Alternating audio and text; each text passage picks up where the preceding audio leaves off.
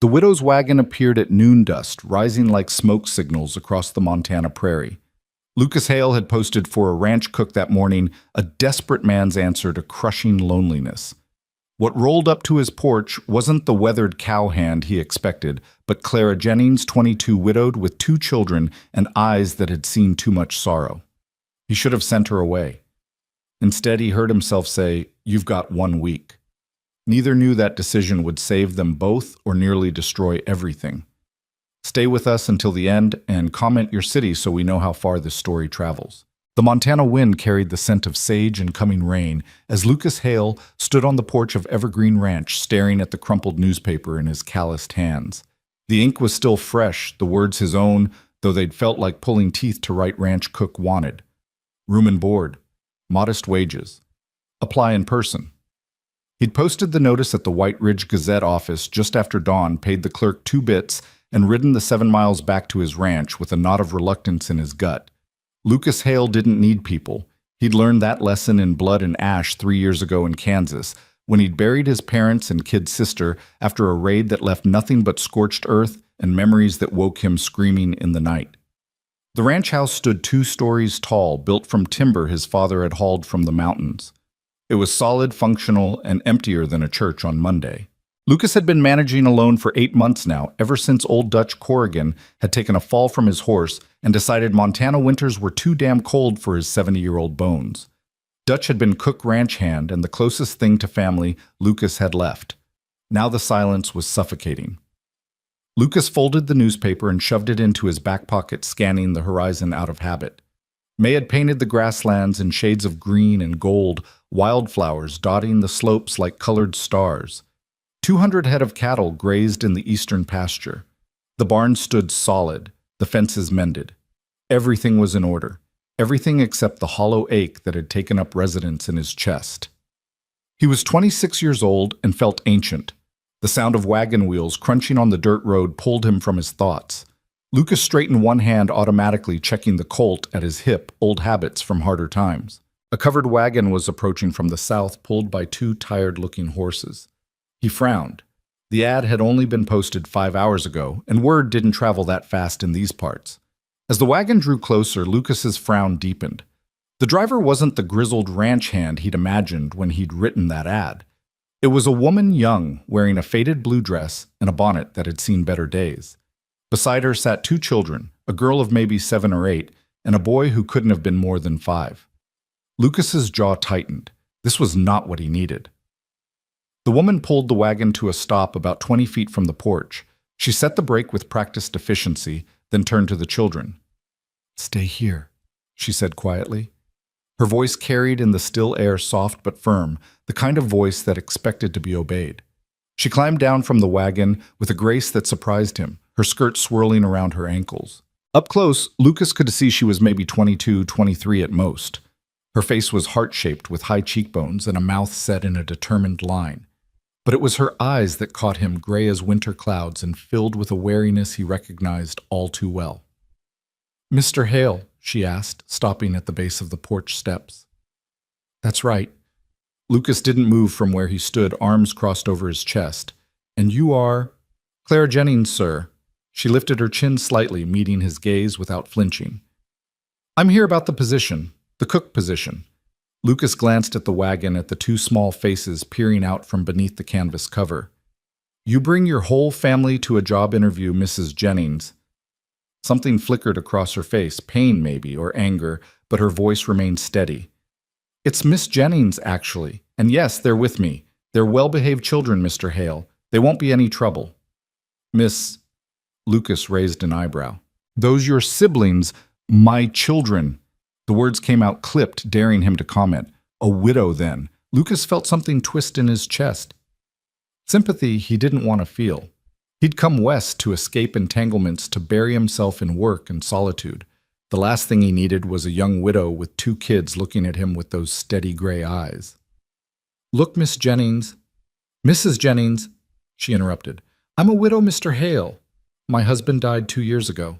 I use his name still." Lucas nodded slowly. "Mrs. Jennings, I appreciate you coming all this way, but I'm looking for someone who can handle the heavy work.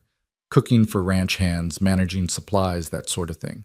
It's not suitable for a woman. Claire's voice sharpened. I've been cooking for ranch hands since I was 16, Mr. Hale.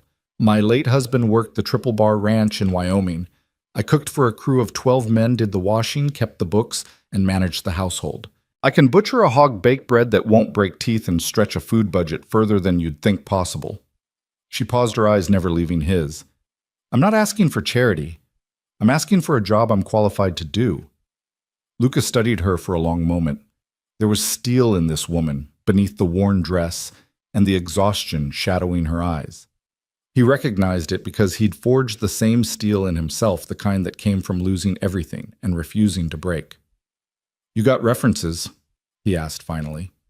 Clara reached into a pocket of her dress and withdrew a folded piece of paper. She climbed the porch steps and handed it to him. Her fingers were work-roughened nails, cut short and practical. Lucas unfolded the paper and scanned the contents.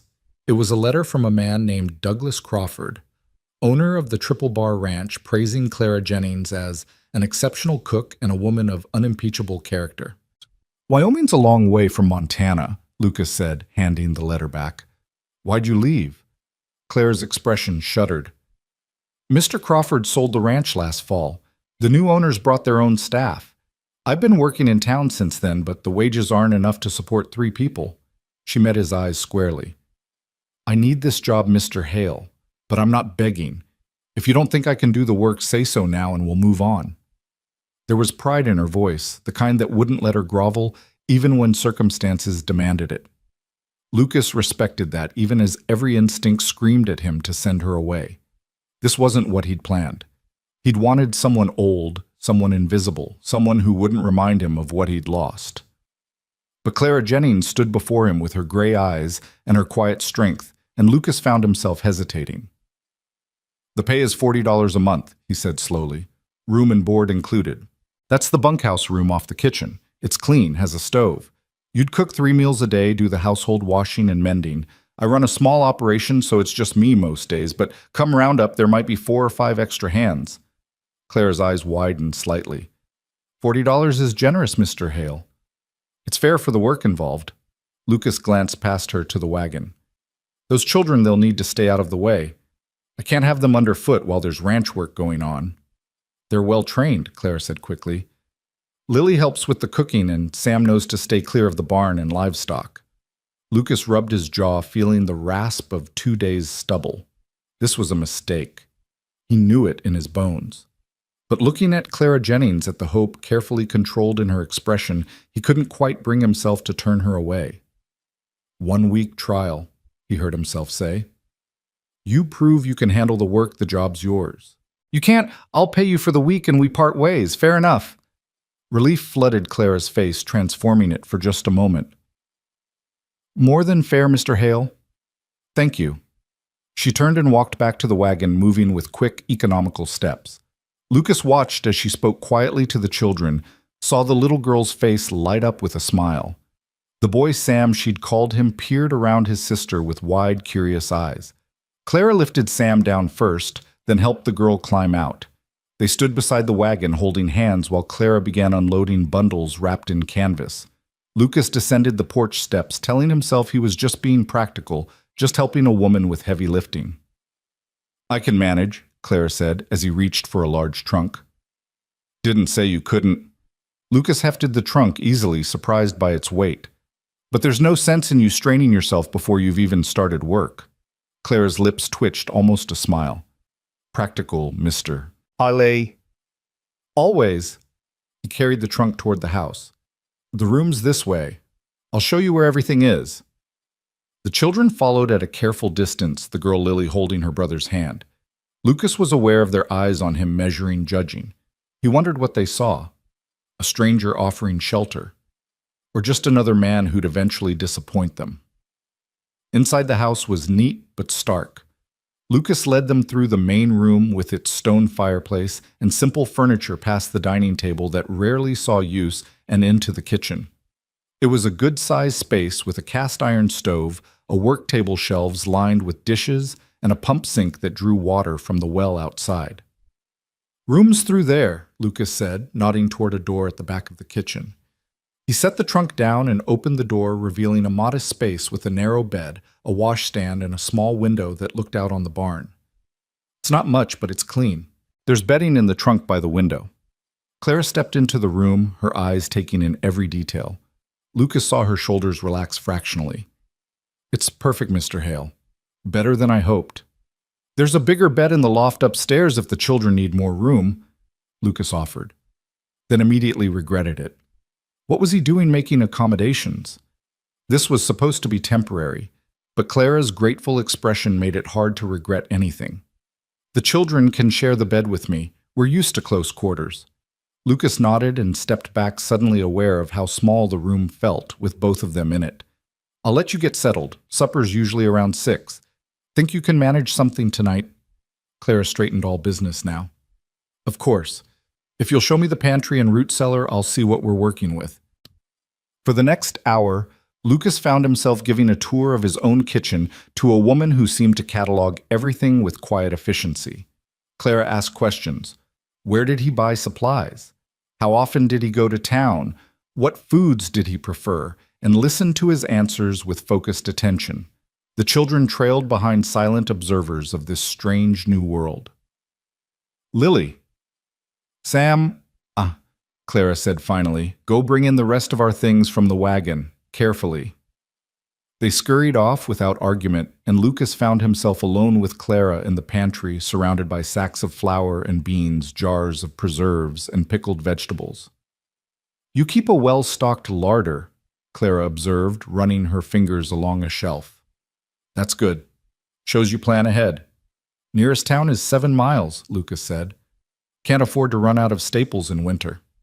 Sensible. Clara turned to face him, and in the dim light of the pantry, her eyes looked darker, more shadowed. Mr. Haley, I want to thank you for giving us this chance. I know we're not what you expected. That's the truth, Lucas admitted. But everyone deserves a chance to prove themselves. Even a widow with 2 children. Even then. Lucas met her gaze. I lost my family too, Mrs. Jennings, 3 years ago. I know what it's like to rebuild from nothing. Something shifted in Clara's expression, a recognition passing between them. Then you understand why this matters so much. I do. Lucas stepped back, needing distance from the sudden intimacy of shared grief. I'll be in the barn if you need anything. Take your time settling in. He left before she could respond, escaping into the familiar world of horses and leather and honest sweat. But even as he went through the motions of checking the tack and grooming his gelding, Lucas couldn't shake the feeling that he'd just made a decision that would change everything. By 6 o'clock, the smell of frying bacon and fresh coffee filled the ranch house. Lucas washed up at the pump outside, changed into a clean shirt, and entered the kitchen with a mixture of curiosity and trepidation. The transformation was subtle but unmistakable. The work table had been scrubbed clean, the dishes reorganized on the shelves. A vase of wildflowers. Where had she found those sat in the center of the dining table, which had been set for 4 with mismatched plates and cutlery that actually matched? Clara stood at the stove stirring something in a large pot. She'd changed into a different dress, still worn but cleaner, and had tied a white apron around her waist. Her dark hair was pinned up, revealing a slender neck. Lily stood on a stool beside her, carefully slicing bread, while Sam sat at the table swinging his legs and watching everything with wide eyes. Mr. Hale, Clara said without turning around. Perfect timing. Supper's ready. Lucas took his usual seat, the one facing the window, and watched as Clara and Lily worked together with the easy rhythm of long practice. Within minutes, the table was laden with food-fried bacon beans cooked with molasses and salt pork cornbread that steamed when broken open, and strong black coffee. It was more food than Lucas had seen on his table in months. This is too much, he said as Clara filled his plate. It's what you need, she replied firmly. You're too thin, Mr. Hale. A man doing ranch work can't survive on coffee and jerky. Lucas blinked, surprised by her frankness. Dutch used to say the same thing in almost the same tone. Yes, ma'am, he found himself saying. Clara's lips twitched again, that almost smile. She served the children smaller portions, then took her own seat across from Lucas. Lily, will you say grace? The little girl bowed her head and Lucas followed suit out of habit. Thank you, Lord, for this food and for Mr. Hale's kindness. Please bless this house and keep us safe. Amen. Amen. Sam echoed, then immediately reached for the cornbread. They ate in relative silence, though it wasn't uncomfortable. Lucas found himself watching the children from the corner of his eye. Lily ate with careful precision, cutting her food into small bites and chewing thoughtfully. Sam was messier, more enthusiastic, but he didn't complain or demand anything. They'd been taught good manners, he realized, taught to be quiet and grateful. It made something ache in his chest.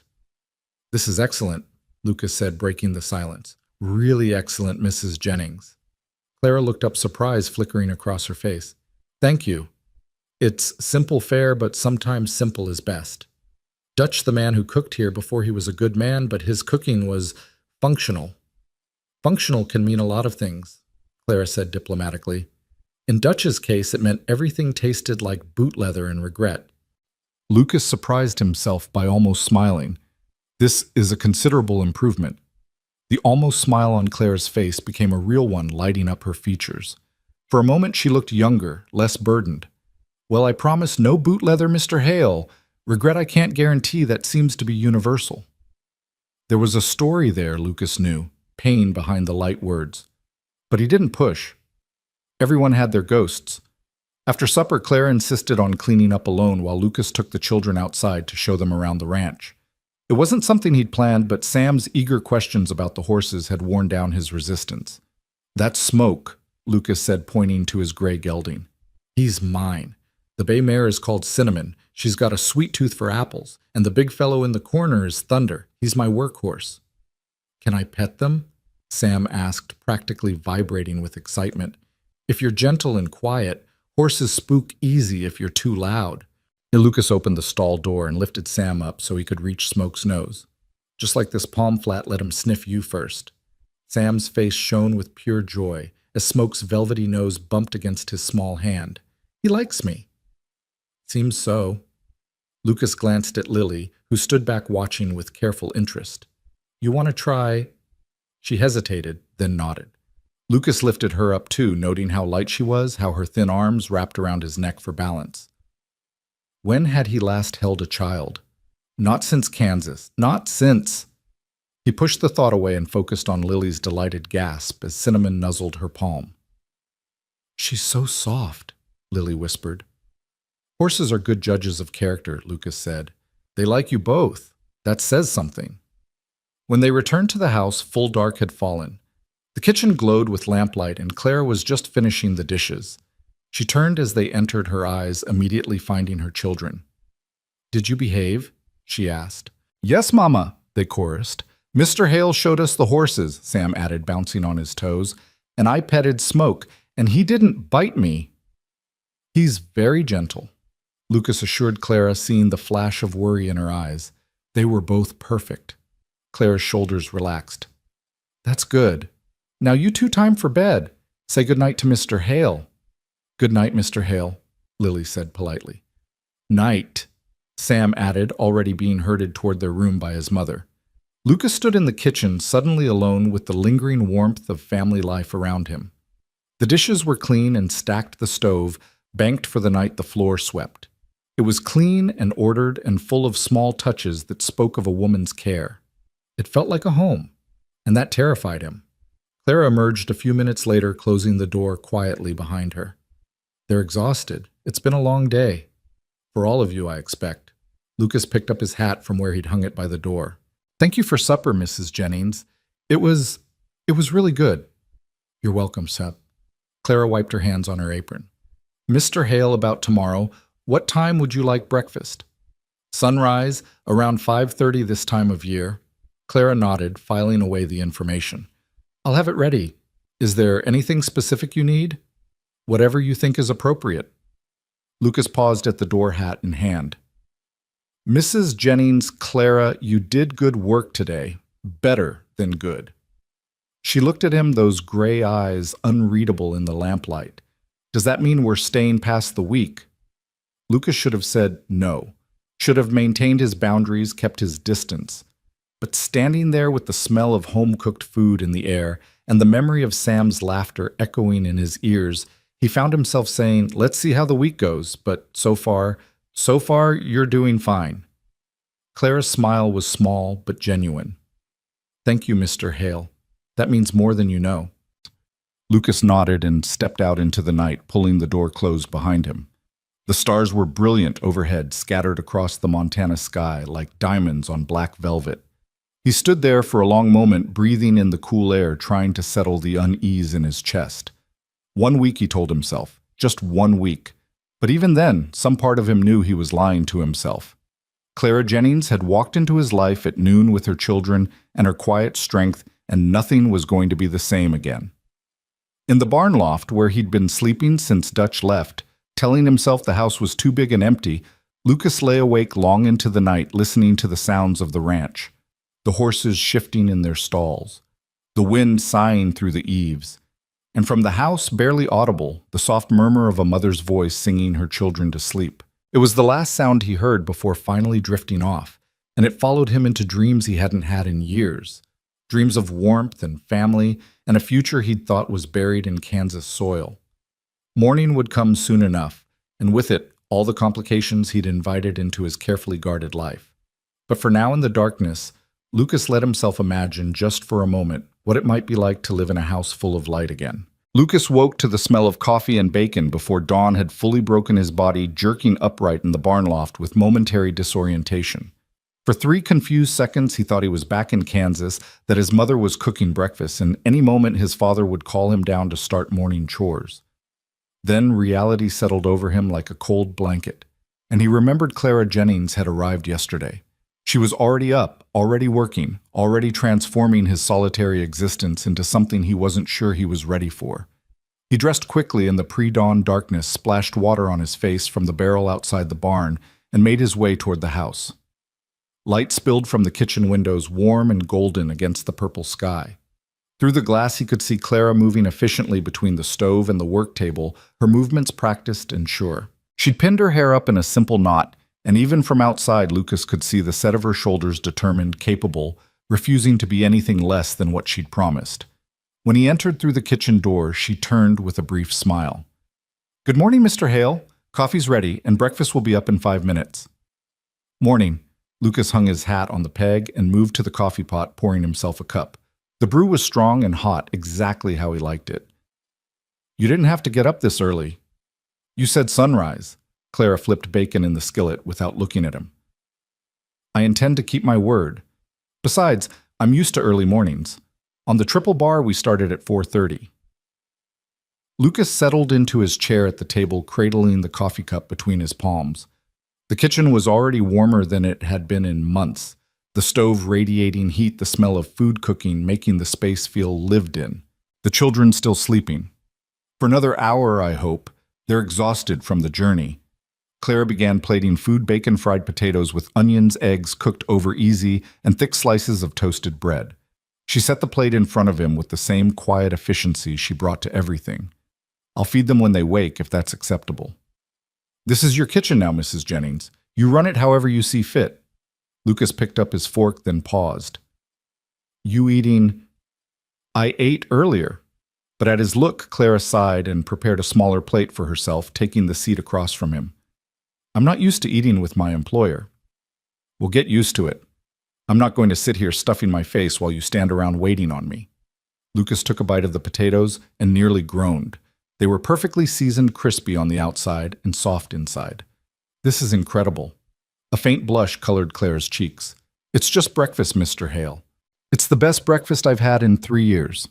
He met her eyes across the table. "You're wasted on just cooking for me." "This is restaurant-quality food." Clara's expression shifted, something sad flickering through it. "My husband used to say the same thing. He always wanted us to open a restaurant in Cheyenne, but—" She stopped abruptly, her jaw tightening. "Well, that never happened." Lucas wanted to ask more, wanted to know what had stolen that dream from her, but he recognized the walls going up. He had his own walls, after all. Instead, he changed the subject. "I've got fence work to do today out on the eastern boundary. Should be back by noon. If you need anything from town, make a list and I'll ride in tomorrow." "Thank you." Clara picked at her food, eating small, careful bites. The children and I will stay close to the house. I saw some mending that needs doing, and the root cellar could use organizing. They finished breakfast in companionable silence, and Lucas found himself oddly reluctant to leave. The kitchen felt warm and safe, a refuge from the harsh world outside. But cattle didn't tend themselves, and fence didn't mend itself, so he pushed back from the table and reached for his hat. "Mrs. Jennings, Clara, thank you. For the meal and for—" He gestured vaguely, unable to articulate what he meant. For making the house feel less empty, for giving him something to come back to, for reminding him that life could be more than just survival. Clara stood and began clearing the plates. "You're welcome, Mr. Hale. I'll have lunch ready when you return." Lucas nodded and stepped out into the morning where the sun was just cresting the horizon and painting the grasslands gold. He saddled Smoke and rode out toward the eastern pasture, but his mind stayed behind in that warm kitchen, circling around the widow with gray eyes, and the way she'd said her dead husband's dreams as if they still hurt to speak aloud. The morning passed in hard physical labor, checking fence posts, replacing broken rails, restringing wire that had come loose over the winter. It was mindless work that usually brought Lucas peace, but today his thoughts kept drifting. He wondered if the children had woken up, wondered what Clara was doing, wondered if this strange new arrangement would last beyond the week he'd promised. Around 11:30, he headed back toward the ranch house, following the creek that cut through his property. That's when he heard it, a child's shriek, high and terrified, cutting through the morning air. Lucas didn't think. He dug his heels into Smoke's flanks and raced toward the sound, his heart hammering against his ribs. The creek curved ahead, widening into a shallow pool, where cattle sometimes came to drink. As he rounded the bend, he saw them, Lily, standing on the bank, screaming, and in the water, Sam's small body being pulled downstream by a current that shouldn't have been there. The spring runoff, Lucas realized with sick clarity. The snowmelt from the mountains had swollen the creek, turning the usually placid water into something dangerous. And Sam, curious 5-year-old Sam, had gotten too close. Lucas was off Smoke before the horse had fully stopped. He hit the water, running the cold shocking even through his boots. The current was stronger than it looked, pulling at his legs, trying to drag him downstream with the boy. Sam's head went under, came back up, went under again. "Sam!"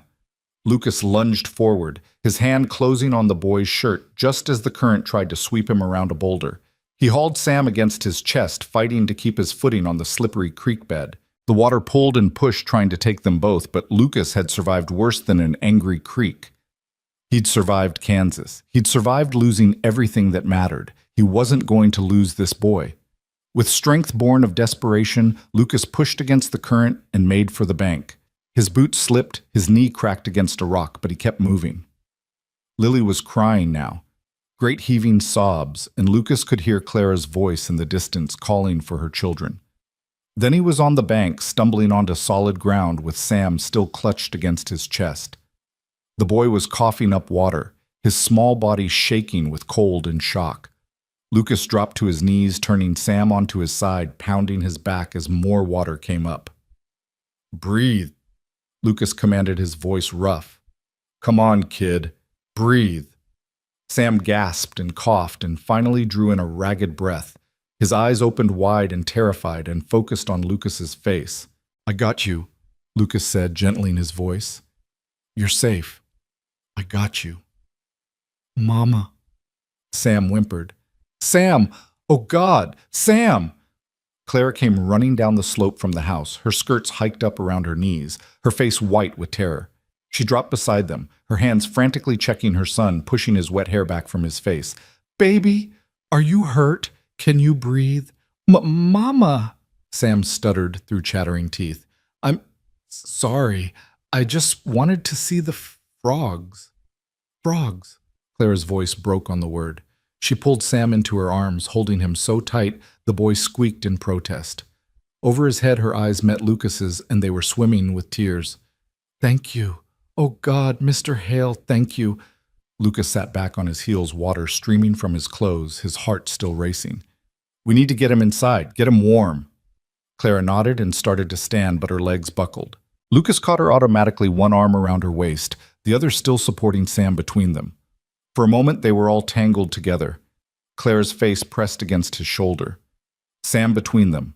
Lily clutching her mother's skirt and crying. "I've got him," Lucas said quietly. He scooped Sam into his arms. The boy's weight nothing against the adrenaline still coursing through him. "Come on, all of you." They made their way back to the house in a strange, silent procession. Lucas carrying Sam Clara stumbling beside him with one hand on her son's back. Lily trailing behind, her face streaked with tears. By the time they reached the kitchen, Sam had stopped shaking quite so badly, but his lips were still blue. "Get dry clothes for him," Lucas ordered, his voice taking on the authority he'd learned in his years managing the ranch alone. "And blankets. I'll start a fire in the main room." Clara didn't argue. She disappeared into the bedroom while Lucas carried Sam to the stone fireplace in the main room and set him carefully on the settee. His hands were shaking now, the delayed reaction setting in. He'd almost been too late. If he'd been another 50 yards down the fence line, if he'd stopped to check one more post, Mr. Hale. Lucas looked up to find Lily standing in the doorway, her blue eyes enormous in her pale face. She was holding a quilt, one of the ones from the trunk they'd brought yesterday. "Is Sam going to die?" she asked in a small voice. Something cracked in Lucas's chest. He held out his hand, and after a moment's hesitation, Lily came to him. He wrapped the quilt around Sam, then pulled Lily close to his other side. "No," he said firmly. "Sam's going to be fine. He's cold and scared, but he's breathing, and that's what matters. You understand?" Lily nodded, but her chin was trembling. "It's my fault. I was supposed to watch him while Mama was organizing the cellar, but I got distracted with the mending, and he slipped outside and—" "Stop." Lucas's voice was gentle but firm. "This isn't your fault, Lily. You're 8 years old. You're not responsible for keeping your brother safe every minute of every day. That's grown-up work." "But Mama says—" "I don't care what your mama says in this instance. You're a child. You're allowed to be a child." Lucas looked at her seriously. "Your brother made a choice to go to the creek alone. That was his mistake, not yours. Do you hear me?" Lily's eyes filled with tears, and she nodded. Lucas pulled her closer, this skinny little girl who carried too much responsibility on her narrow shoulders, and let her cry against his wet shirt. Clara appeared with dry clothes and towels, stopping short when she saw the three of them huddled together. For a moment, something unreadable crossed her face, surprise maybe, or something softer. Then she was all business again, kneeling beside Sam and beginning to strip off his wet clothes. "I'll change in the barn," Lucas said, standing. "I'm dripping all over your clean floor." "I don't care about the floor." Clara's voice was thick with emotion. "Mr. Hale, Lucas, you saved my son's life. I don't know how to thank you for that." Lucas looked at her, this young widow who'd lost so much already, who'd come to his ranch looking for nothing more than honest work and a safe place for her children. Her hair had come loose from its pins, falling around her face in dark waves. Her hands were shaking as she dried Sam's hair. She looked fragile and fierce all at once, and something in Lucas's carefully guarded heart shifted. "You don't need to thank me," he said roughly. "Anyone would have done the same." "But you're the one who did it." Clara's gray eyes held his. "You're the one who was there." Lucas didn't know what to say to that, so he just nodded and headed for the door. Behind him, he heard Sam's small voice saying, "Is Mr. Hale mad at me, Mama?" "No, baby," Clara replied softly. "He's not mad. He's just a good man who's forgotten how to let people close." Lucas pretended he didn't hear that last part as he stepped out into the noon sunlight.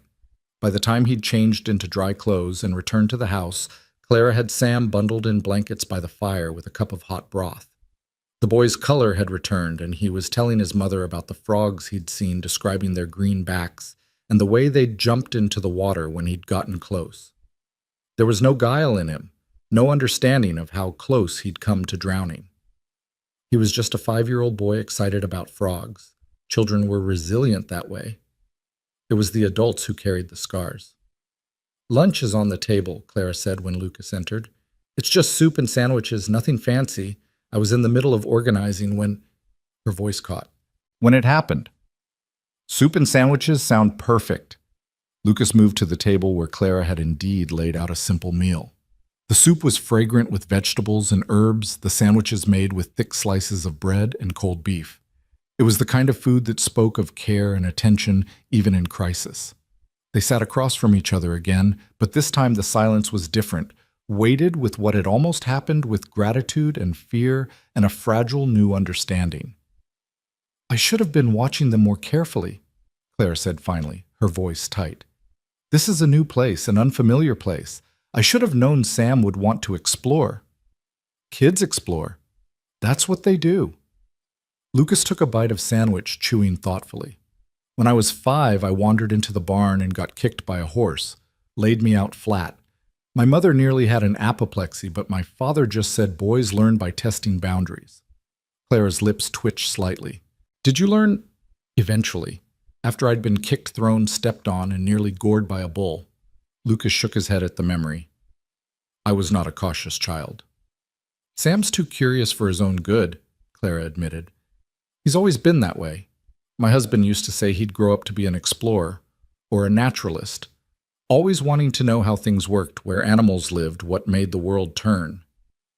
It was the second time she'd mentioned her husband, and Lucas noticed how her voice softened when she did. Not with fresh grief, but with the kind of gentle sorrow that came from loss accepted, if not healed. "How did he die?" Lucas asked. Then immediately regretted the question. "I'm sorry, that's too personal." Clara was quiet for a long moment, stirring her soup without eating it. When she finally spoke, her voice was distant, as if she were seeing something far away. "Pneumonia. It started as a cold, nothing serious, but it settled in his lungs and just wouldn't leave. We tried everything. Doctors' medicines, old remedies. Nothing worked. He died 3 weeks after he first took ill." "I'm sorry." "So am I." Clara looked up, meeting his eyes. "He was a good man, Thomas. Not perfect, but good. He loved his children more than anything in this world, and when he died, he made me promise I'd keep them safe no matter what." The weight of that promise hung in the air between them. Lucas understood it, the burden of last words, the obligation to the dead. His own father's final words had been, "Take care of your mother and sister," spoken through blood-flecked lips as the flames of their burning cabin had crept closer. Lucas had failed that promise, failed it so completely that the guilt still woke him up at night. "You're doing a good job," he said quietly, "keeping them safe. What happened today wasn't your fault." "Wasn't it?" Clara's voice was sharp with self-recrimination. "I was supposed to be watching them. Instead, I was organizing vegetables in a cellar like that was somehow more important than my children's lives." "You were working, doing the job I hired you for." Lucas leaned forward, his voice intense. "Clara, listen to me. You can't watch them every second of every day. You'll drive yourself mad trying. Sam is fine. He's scared and wet, and he learned a valuable lesson about creeks, but he's fine, and that's what matters." Clara's eyes were bright with unshed tears. "What if you hadn't been there? What if—" "But I was there." Lucas reached across the table and did something that surprised both of them. He covered her hand with his. Her skin was cold, her fingers trembling slightly. "I was there and Sam is safe. That's the only story that matters." For a long moment, Clara stared at their joined hands. Then she turned her palm up, lacing her fingers through his, holding on like he was an anchor in a storm-tossed sea. Her grip was surprisingly strong. "Thank you," she whispered. "Not just for saving him, for this, for understanding." Lucas should have pulled away, should have maintained the professional distance between employer and employee. But her hand was cold, and she was looking at him with those gray eyes full of gratitude and something else, something that made his pulse quicken and his carefully constructed walls begin to crumble. "You're welcome," he managed. They sat like that for a heartbeat longer. Then Clara gently withdrew her hand and stood collecting the dishes with quick, efficient movements.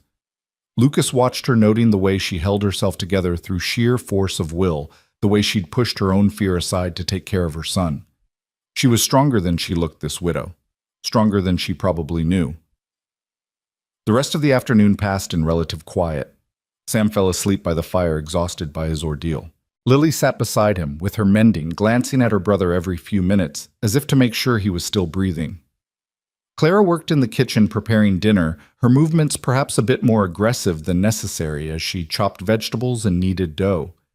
Lucas tried to return to his fence work, but his mind wouldn't settle. He kept seeing Sam's small body disappearing under the water, kept feeling the terror that had gripped him in those desperate seconds. It had been too close. Too much like Kansas, where he'd arrived home to find his family beyond saving, where he'd been too late to matter. But today, he hadn't been too late. Today, he'd been exactly where he needed to be. Was that luck, fate? Or something else entirely? He didn't believe in providence. Not after Kansas, but standing there in the afternoon sunlight, remembering the weight of Sam in his arms and the way Clara's hand had felt in his. Lucas couldn't quite dismiss the feeling that maybe, just maybe, there was a reason Clara Jennings had shown up on his doorstep yesterday at noon. When he returned to the house as the sun was setting, he found the family gathered around the dining table. Sam was awake and looked much better, his color normal and his eyes bright. Lily had set the table with careful precision, and Clara had prepared a meal that smelled like heaven: roasted chicken with herbs, mashed potatoes, fresh green beans, and biscuits that were still steaming. "This is too much," Lucas said, hanging his hat. "It's not nearly enough," Clara replied firmly. "After what you did today." Her voice caught and she turned back to the stove, her shoulders rigid. Lucas understood. She was holding on by a thread, maintaining control through the act of feeding people, of creating normalcy out of chaos. He'd done the same thing in the weeks after Kansas, going through the motions of living because the alternative was to fall apart. They sat down to dinner, and Sam immediately launched into a detailed account of his adventure, describing the water and the current and how Mr. Hale had appeared like a hero in one of Mama's stories to save him. "I wasn't trying to be a hero," Lucas said, uncomfortable with the description. "I just did what needed doing." "That's what heroes do," Lily said quietly, speaking up for the first time since the incident. "They do what needs doing even when it's hard or scary." Lucas looked at this serious little girl with her solemn blue eyes and realized she'd been terrified too, not just for her brother, but because she'd thought it was her fault. He made a mental note to talk to Clara about that later, about not putting too much responsibility on a child's shoulders. After dinner, Clara insisted Lucas sit by the fire while she and Lily cleaned up. Sam, finally worn out, had been put to bed early. Lucas sat in the worn leather chair that had been his father's, listening to the quiet sounds of domesticity from the kitchen, the clink of dishes, the murmur of Clara's voice as she spoke to Lily, the splash of water in the basin. It was peaceful, dangerously so. When Clara finally emerged, wiping her hands on a towel, Lucas stood. "I should head to the barn." "You don't sleep in the house." Clara looked surprised. "Not since Dutch left. Seemed like a waste to heat the whole place just for me." It was a convenient excuse, easier than admitting he couldn't stand being in the house alone, surrounded by empty rooms and silent walls. Clara studied him with those too perceptive gray eyes. "That's foolish, Mr. Hale. You have a perfectly good bedroom upstairs. There's no reason to sleep in a barn loft when you own a house." "I manage fine." "I'm sure you do, but that doesn't make it sensible." Clara crossed her arms, and Lucas recognized the set of her jaw, the same determination she'd shown when she'd arrived yesterday, when she'd insisted she could do the work. "The barn is for animals. The house is for people. You should sleep in your own home." Lucas found himself oddly defensive. "It's my house. I'll sleep where I please." "Of course you will. But I'm telling you, as someone who's watched you work yourself to exhaustion today, and then risk your life in that creek, you need to take better care of yourself. And that starts with sleeping in a proper bed." They stared at each other across the room, and Lucas realized with some surprise that they were having their first real argument, not about cooking or work or schedules, but about whether he was allowed to take care of himself. "Fine," he said, finally, not sure why he was agreeing. "I'll move back into the house. Tomorrow." Clara's expression softened. "Thank you. And Mr. Hale, Lucas, I meant what I said at lunch. You saved my son today. That's not something I'll ever forget."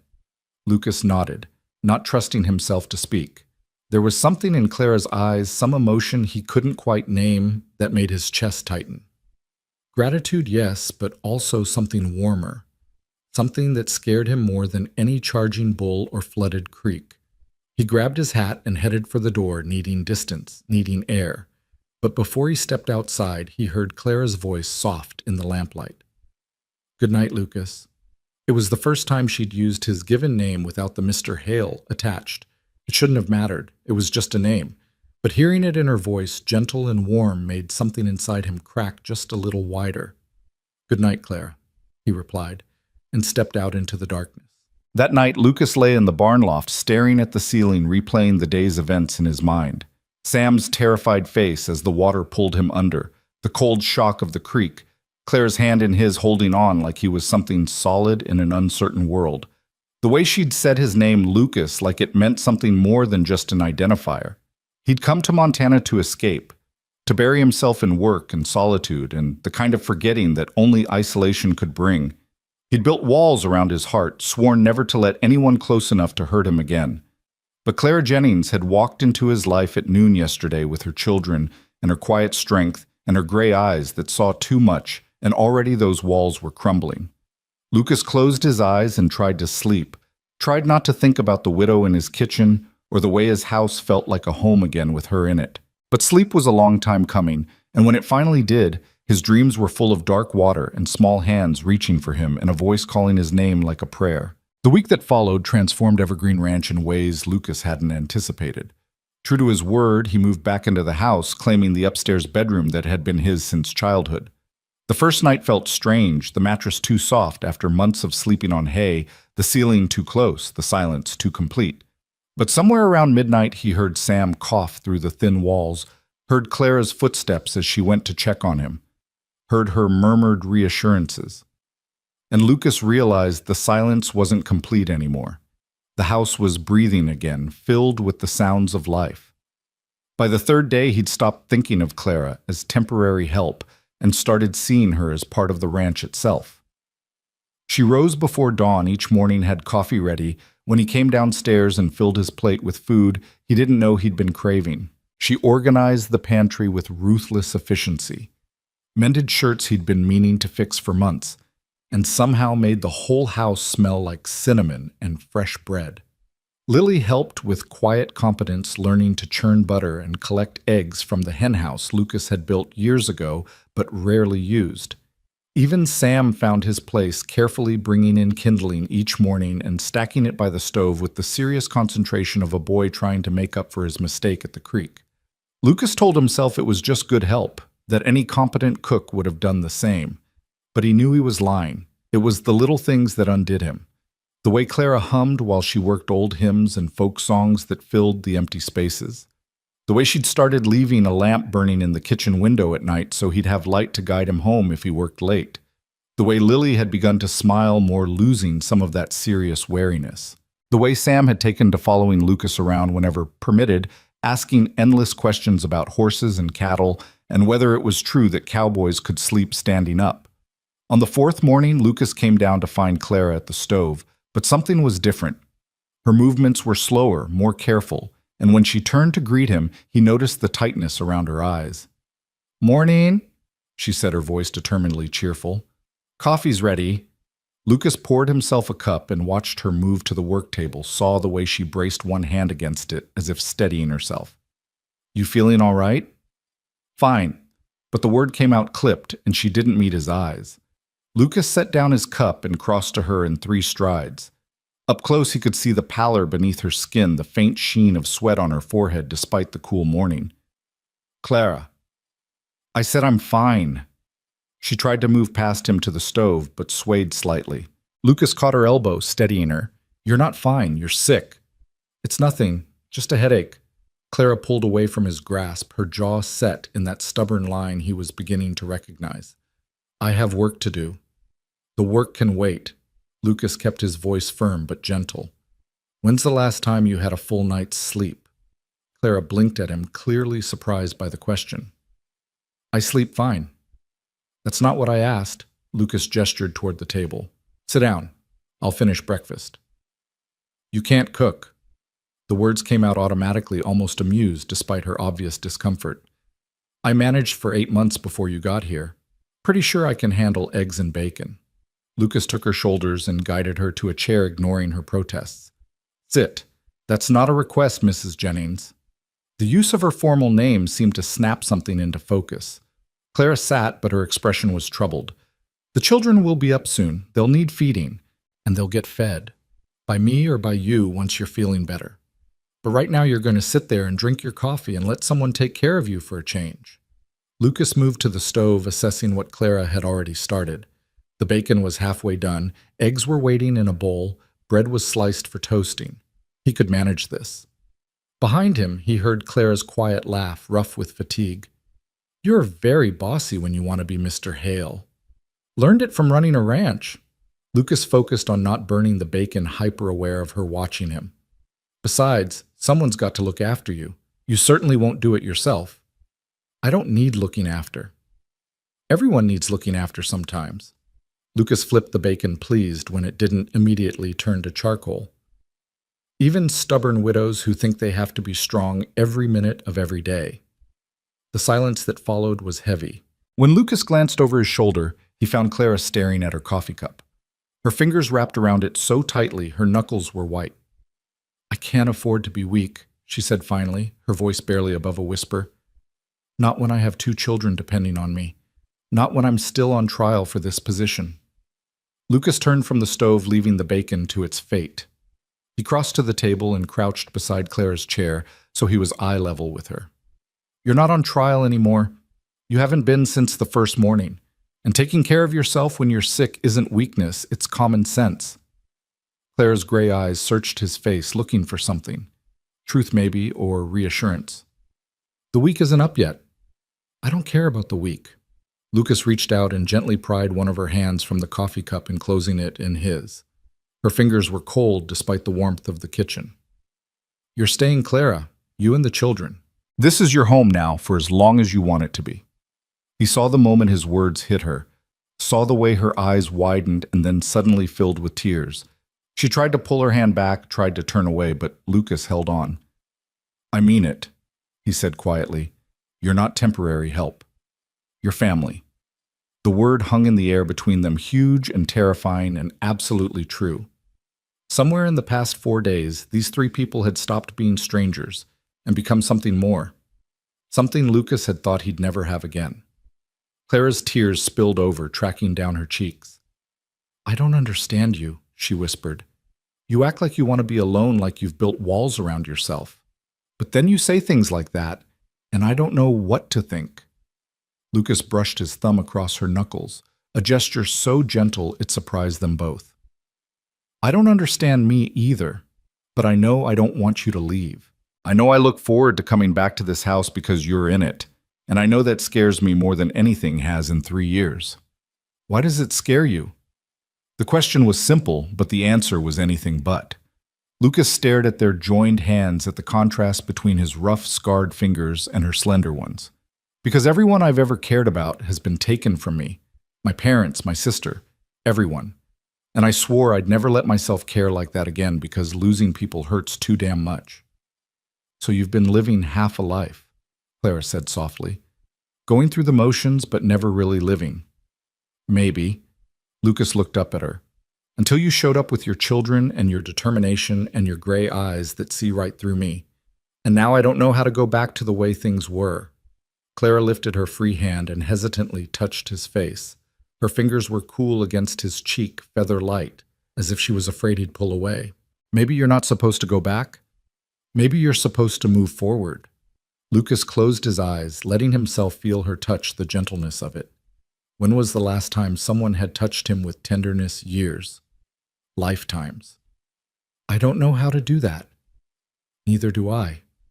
Clara's voice was thick with emotion. "But maybe we can figure it out together." Lucas opened his eyes and found her face inches from his, her expression open and vulnerable and hopeful all at once. He should have pulled back, should have maintained boundaries, should have remembered all the reasons he'd sworn never to let anyone close.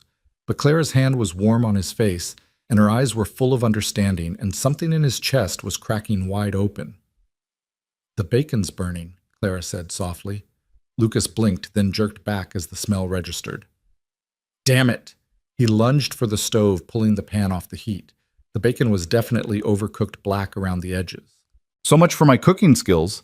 Clara laughed, and it was a real laugh this time, bright and genuine. "I think maybe you need more practice. I think maybe I should stick to ranch work and let you handle the kitchen." Lucas dumped the ruined bacon and started fresh. "But you're still sitting down until that headache's gone." "Yes, sir." But there was warmth in her voice now, and when Lucas glanced over his shoulder, she was smiling at him. The moment was broken by the sound of small feet on the stairs.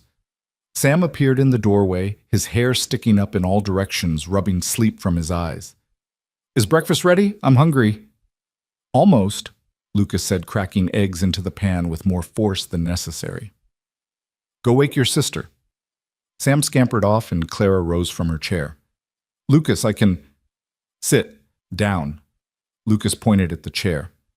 "I'm perfectly capable of feeding 2 children breakfast, and you're going back to bed after you eat." "I am not." But Clara sat again, and Lucas saw the relief in her posture. She was exhausted, running on fumes and determination, and if someone didn't make her rest, she'd work herself into a genuine illness.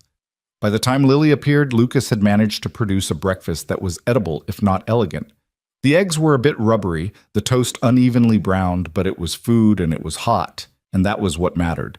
The children ate with their usual good manners, though Sam kept glancing between Lucas and his mother with a knowing look that was far too perceptive for a 5-year-old. After breakfast, Lucas made good on his threat and sent Clara back to bed despite her protests. "I'm riding into town for supplies," he told her. "I'll take the children with me. You're going to rest." "You don't have to take them," Clara began. "I want to." And he realized it was true. The thought of spending the day with Lily and Sam, showing them the town, introducing them to the wider world beyond the ranch, it appealed to him in a way he hadn't expected. Besides, they'll enjoy the trip. When's the last time they got to go anywhere? Claire's expression softened. "Not since we left Wyoming. We've been staying close trying to make our money last." "Well, they're going today, and I'm buying them peppermint sticks at the general store, so don't even try to talk me out of it." Lucas grabbed his hat and called to the children. "Lily, Sam, get your coats. We're going to town." The excitement on their faces made something warm bloom in Lucas's chest. When was the last time he'd brought joy to anyone? When was the last time he'd wanted to? Clara caught his hand as he passed her chair. "Thank you," she said quietly, "for everything." Lucas squeezed her fingers gently. "Rest. I'll handle everything else." The ride to White Ridge took just over an hour, with Lily riding behind Lucas on Smoke and Sam perched in front of him, chattering endlessly about everything they passed. The boy had an insatiable curiosity, pointing out birds and asking their names, wondering why some clouds were white and others gray, demanding to know how deep the creek was and whether there were fish in it. "Do you ever stop asking questions?" Lucas asked, amused despite himself. "Mama says curiosity is how we learn," Sam replied seriously, "and I want to learn everything." "Everything's a tall order," Lucas said. "Might take you a while." "That's okay. I'm not in a hurry." Lily was quieter, but Lucas could feel the tension in her small body where she held onto his waist. She was nervous, he realized. Scared maybe of this trip into town with a man who was still mostly a stranger to her. "You doing all right back there, Lily?" he asked over his shoulder. "Yes, sir." Her voice was small. "You ever been to White Ridge?" "Once, when we first came to Montana, Mama brought us to ask about work." Lucas heard what she didn't say, that they'd been turned away, that no one had wanted a widow with 2 children, that Clara had been running out of options when she'd seen his ad in the newspaper. "Well, today's going to be different," Lucas said firmly. "Today you're with me, and everyone in White Ridge knows Lucas Hale. Anyone gives you trouble, you tell them who you are." "Who are we?" Lily asked, confused. Lucas considered the question. They weren't his children, weren't his family, by blood. But they lived under his roof, ate at his table, and he'd be damned if anyone in town treated them as less than they deserved. "You're with Evergreen Ranch. That's all that matters." He felt Lily relax slightly against his back and knew he'd said the right thing. White Ridge was a small town typical of Montana territory, a main street with a general store, a saloon, a church, a blacksmith, and a handful of other businesses. Lucas tied Smoke outside the general store and helped the children down, then led them inside. The proprietor, George Morrison, looked up from behind the counter. "Lucas, haven't seen you in a few weeks. Thought maybe you'd finally frozen to death out at that ranch." "Not yet, George." Lucas removed his hat. "I need supplies. Full order this time. Flour, sugar, salt, coffee, whatever spices you have in stock. Also fabric if you've got any, and thread in various colors." George's eyebrows rose. "That's quite an order. You finally hire that cook you were looking for." "I did." Lucas glanced at the children who were staring wide-eyed at the jars of candy on the counter. Mrs. Clara Jennings, these are her children Lily and Sam. George came around the counter smiling at the children. Well, now isn't this something? Lucas Hale with children in tow. Never thought I'd see the day. He crouched down to Sam's level. You like peppermint sticks, son? Sam nodded enthusiastically. Then you're in luck. Just got a fresh batch in yesterday. George selected 2 of the largest sticks from the jar and handed them to the children. On the house. Any friend of Mr. Hale's is a friend of mine. What do you say? Lucas prompted. Thank you, Mr. Morrison, Lily and Sam chorused. While George assembled the supply order, Lucas wandered the store with the children, letting them look at everything. Lily was drawn to the bolts of fabric, her fingers hovering over a pale blue calico without quite touching it. Sam gravitated toward a display of wooden toys, carved horses and wagons that some local craftsman must have made. Lucas found himself watching them, noting what caught their interest, filing away the information for later. The blue calico for Lily. The carved horse for Sam. Maybe for Christmas or birthdays or just because they were good children who deserved good things. When had he started thinking like that? When had he started planning for a future that included them? Lucas Hale as I live and breathe. Lucas turned to find Margaret Chen, the town's schoolteacher, standing in the doorway with a basket over her arm. She was a handsome woman in her 40s, smart as a whip, and kind-hearted, one of the few people in White Ridge Lucas considered a genuine friend. Margaret. Lucas nodded respectfully. Margaret's eyes went to the children, then back to Lucas, her expression brightening with curiosity and approval. And who are these fine young people? Lily and Sam Jennings. They're staying at my ranch with their mother, who's working as my cook. Lucas felt oddly protective under Margaret's scrutiny, as if she might somehow disapprove, but Margaret just smiled warmly at the children. How wonderful! Are you enjoying ranch life? Lily nodded, still too shy to speak, but Sam had no such reservations. Mr. Hale saved me from drowning in the creek, and he has horses, and I got to pet them, and one day he says maybe I can learn to ride. Margaret's eyebrows rose. My goodness, that's quite an adventure. You're very lucky Mr. Hale was there. He's a hero, Sam said matter-of-factly. Lucas felt his face heat. I just did what anyone would do. Nonsense. Not everyone would risk themselves for someone else's child. Margaret gave him a long, assessing look that made Lucas shift uncomfortably. Lucas might... I have a word. They stepped away from the children, who returned to examining the toys. Margaret kept her voice low. The children, are they in school? They haven't been. Mrs. Jennings has been teaching them herself while they've been traveling. Margaret nodded thoughtfully. Lily looks to be about 8. She should be in school learning with other children her age.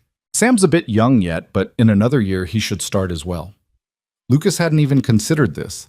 School meant the children would be gone during the day, meant Clara would be alone at the ranch with just him for company, meant complications he hadn't planned for. But it also meant Lily would have friends, would learn from someone educated, would have a normal childhood. I'll talk to Mrs. Jennings about it, Lucas said finally. See what she thinks. Good. Margaret patted his arm. Lucas, I'm glad to see this. You've been alone too long out at that ranch. It's good for you to have people around again. They're just employees, fools. Margaret's knowing smile said she didn't believe him for a second.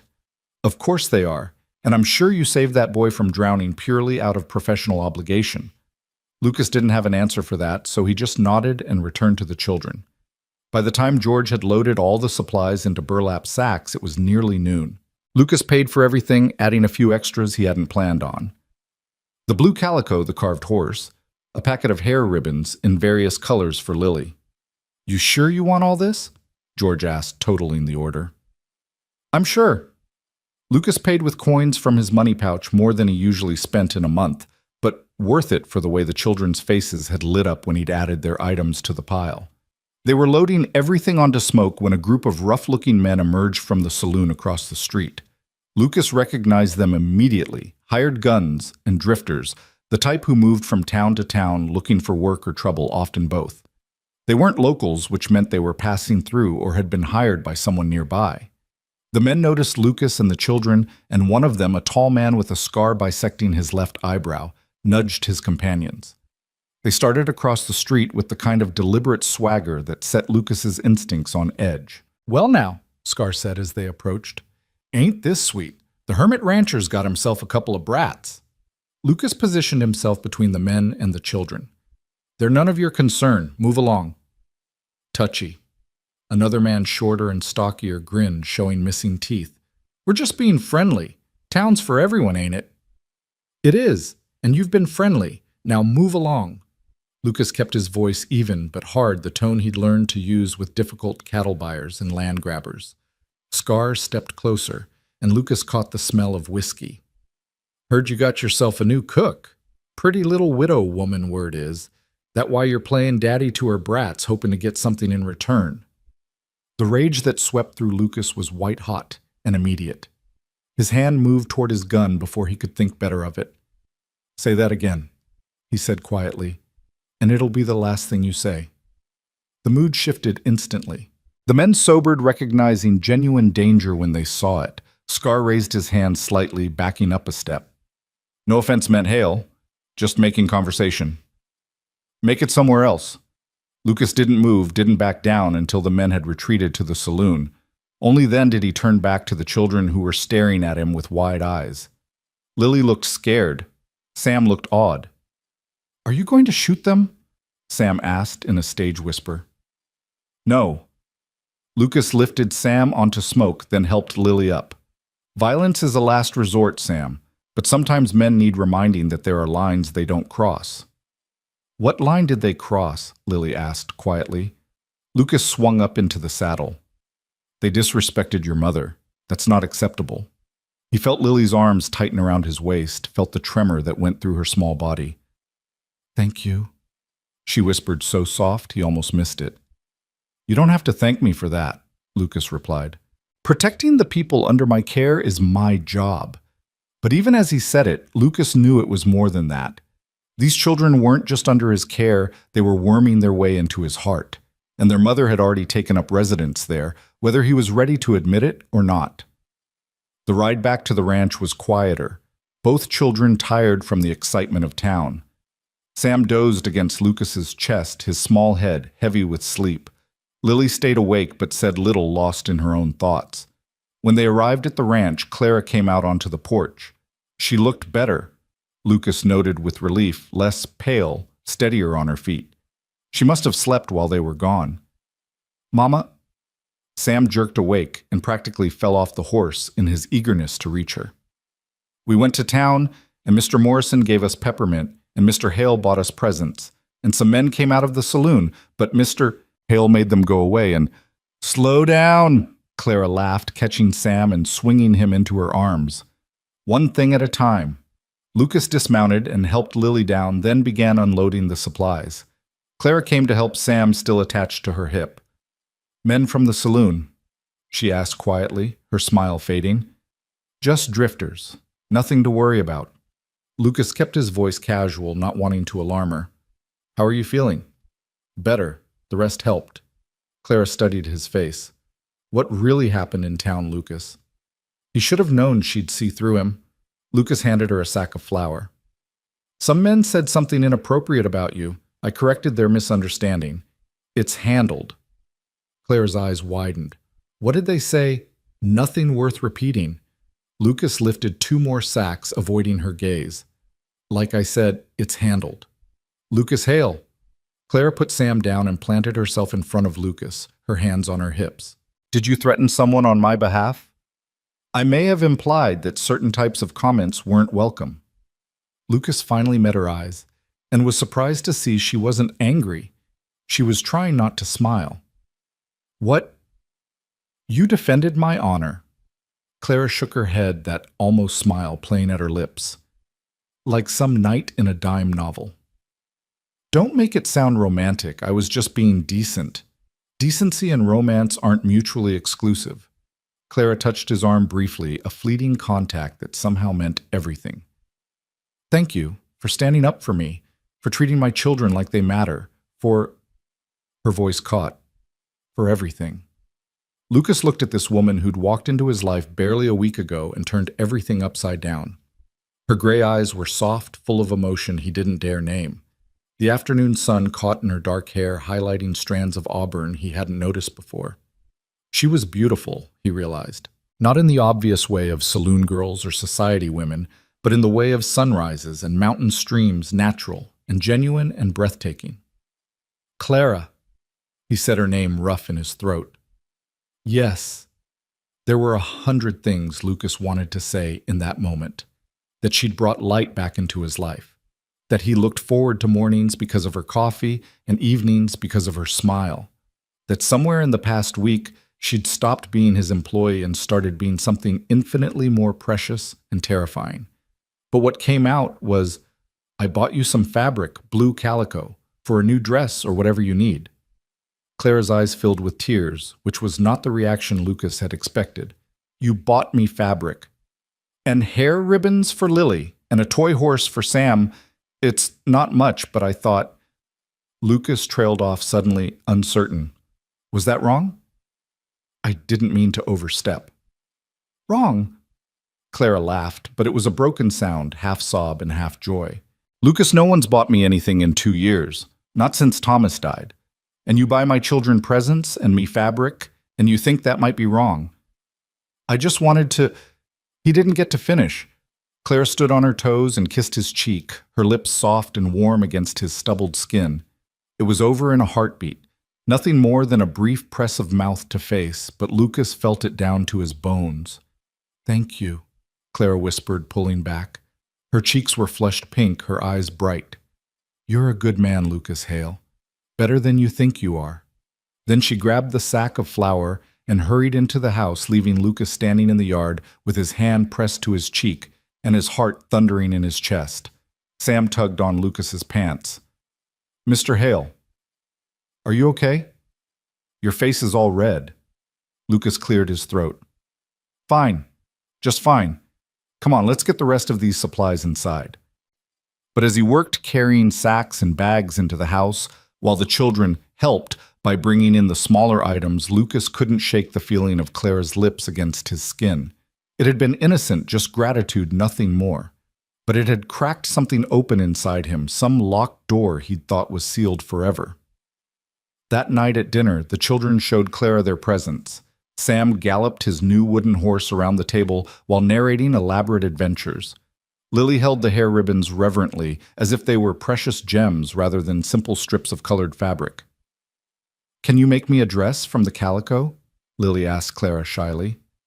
A church dress. I've never had a church dress before. Of course, sweetheart. Clara ran her fingers over the fabric Lucas had chosen.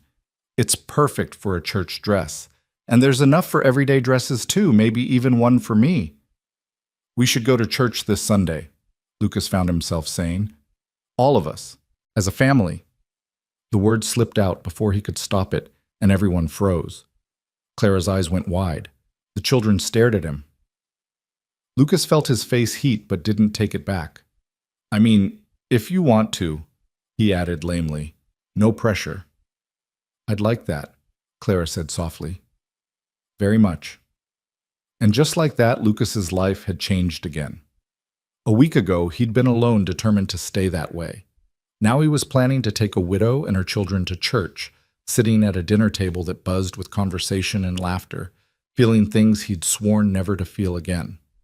It was terrifying. It was wonderful. And somewhere deep in his heart, Lucas knew there was no going back. Clara Jennings had brought more than cooking skills to Evergreen Ranch. She'd brought hope. She'd brought life. And whether he was ready or not, she'd brought love. The question was, what was he going to do about it? Sunday morning dawned clear and bright, the kind of Montana spring day that made a man believe in fresh starts. Lucas stood at his bedroom window, watching the sun paint the grasslands gold, his best shirt already on his hands, fumbling with the collar button. He couldn't remember the last time he'd been nervous about going to church. Actually, he could. It had been the Sunday after Kansas, when he'd stood in a different church, in a different territory, and listened to a preacher talk about God's mysterious ways while his family lay cold in the ground. He'd stopped going after that, stopped believing that there was any grand plan, any divine order to the chaos of living and dying.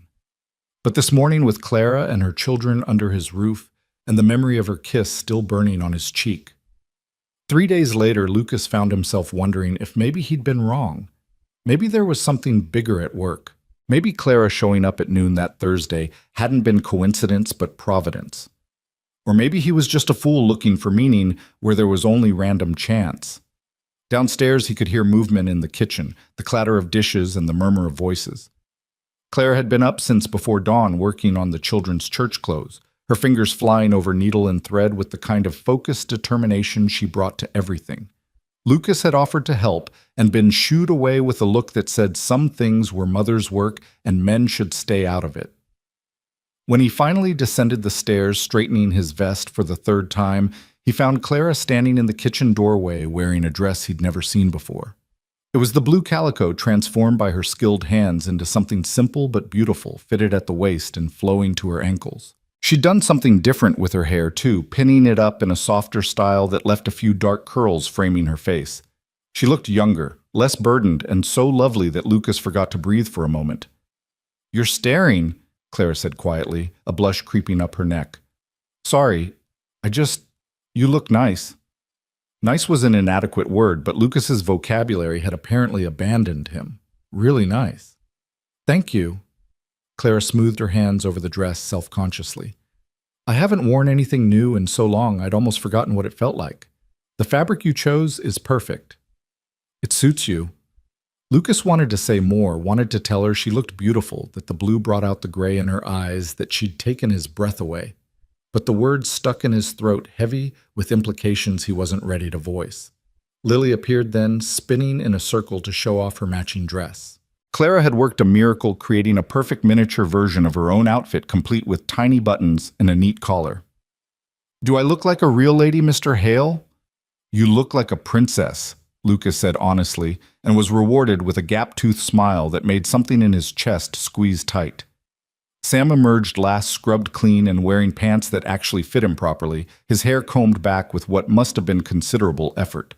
He looked uncomfortable in the unfamiliar clothes tugging at his collar. "Do I have to wear this?" he asked plaintively. "It's scratchy."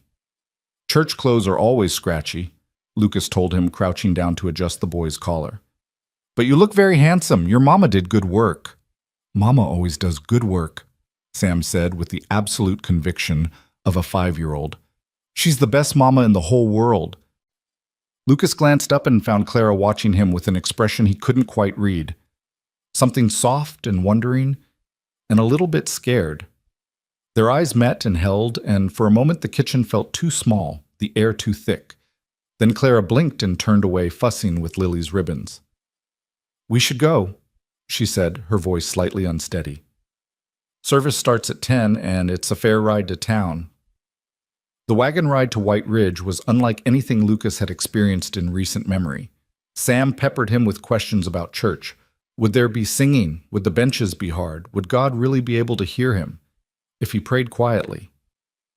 Lily sat pressed against her mother's side, excitement and nervousness warring on her face. And Clara? Clara was silent, her hands folded in her lap, her eyes fixed on the horizon, as if she could see something there that Lucas couldn't. "You all right?" Lucas asked quietly, pitching his voice low so only she could hear over Sam's chatter. Clara nodded but didn't speak for a long moment. When she finally did, her voice was thoughtful. "The last time I went to church was for Thomas's funeral. I haven't been back since. I told myself it was because we were traveling, because we didn't have proper clothes, because—" She stopped, her throat working. "But the truth is, I was angry. Angry at God for taking him, angry at the world for being so hard, angry at myself for not being able to protect my children better." Lucas understood that anger. He'd carried it himself for 3 years, let it burn in his chest like hot coals. And now I think maybe I was wrong to turn away. Clara looked at him and her eyes were shining with unshed tears. "You gave us a home, Lucas. You gave us safety and kindness and hope. And I can't help but think that maybe God didn't abandon us after all. Maybe he just waited until we found the right place to land." The words hit Lucas harder than they should have.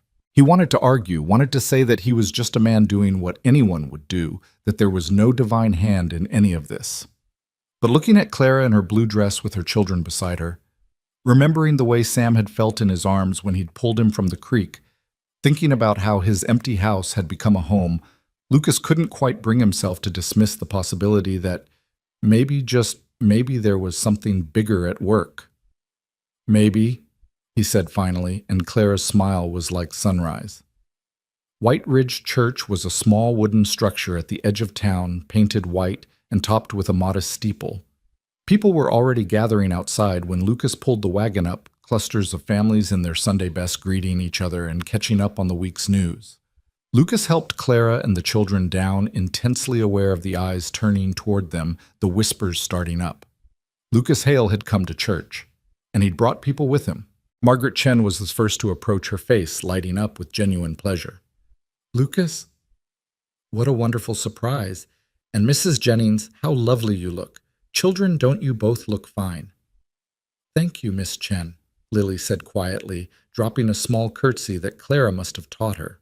Other people began drifting over George Morrison from the general store, Doc Whitmore, who'd set Lucas's broken arm 2 years ago, Mary Fletcher, who ran the boarding house. They were polite, curious, welcoming in the way of small-town people who recognized one of their own bringing in newcomers. Clara handled it all with quiet grace, introducing her children, answering questions about where she'd come from and how she was finding ranch life. Then Sheriff Tom Brennan arrived, a solid man in his 50s with sharp eyes and a reputation for fairness. He shook Lucas's hand firmly. "Good to see you here, Hale. Been wondering if you'd ever come back to the fold." "Figured it was time," Lucas replied. "Sheriff, this is Clara Jennings and her children Lily and Sam. They're staying at Evergreen Ranch." Brennan's eyes went sharp with interest. "That right? Well, welcome to White Ridge, Mrs. Jennings. Good town, good people. You need anything, you let me know?" "Thank you, Sheriff." Clara's voice was warm, but Lucas caught the tension in her shoulders. She was used to being on her own, he realized, used to not having anyone to turn to. The idea of a whole community ready to help must feel foreign to her. The church bell rang, calling them to service. Lucas ushered Clara and the children inside, choosing a pew near the back, close enough to participate, but not so prominent that everyone would stare at them. But he could feel the eyes anyway, feel the curiosity and speculation.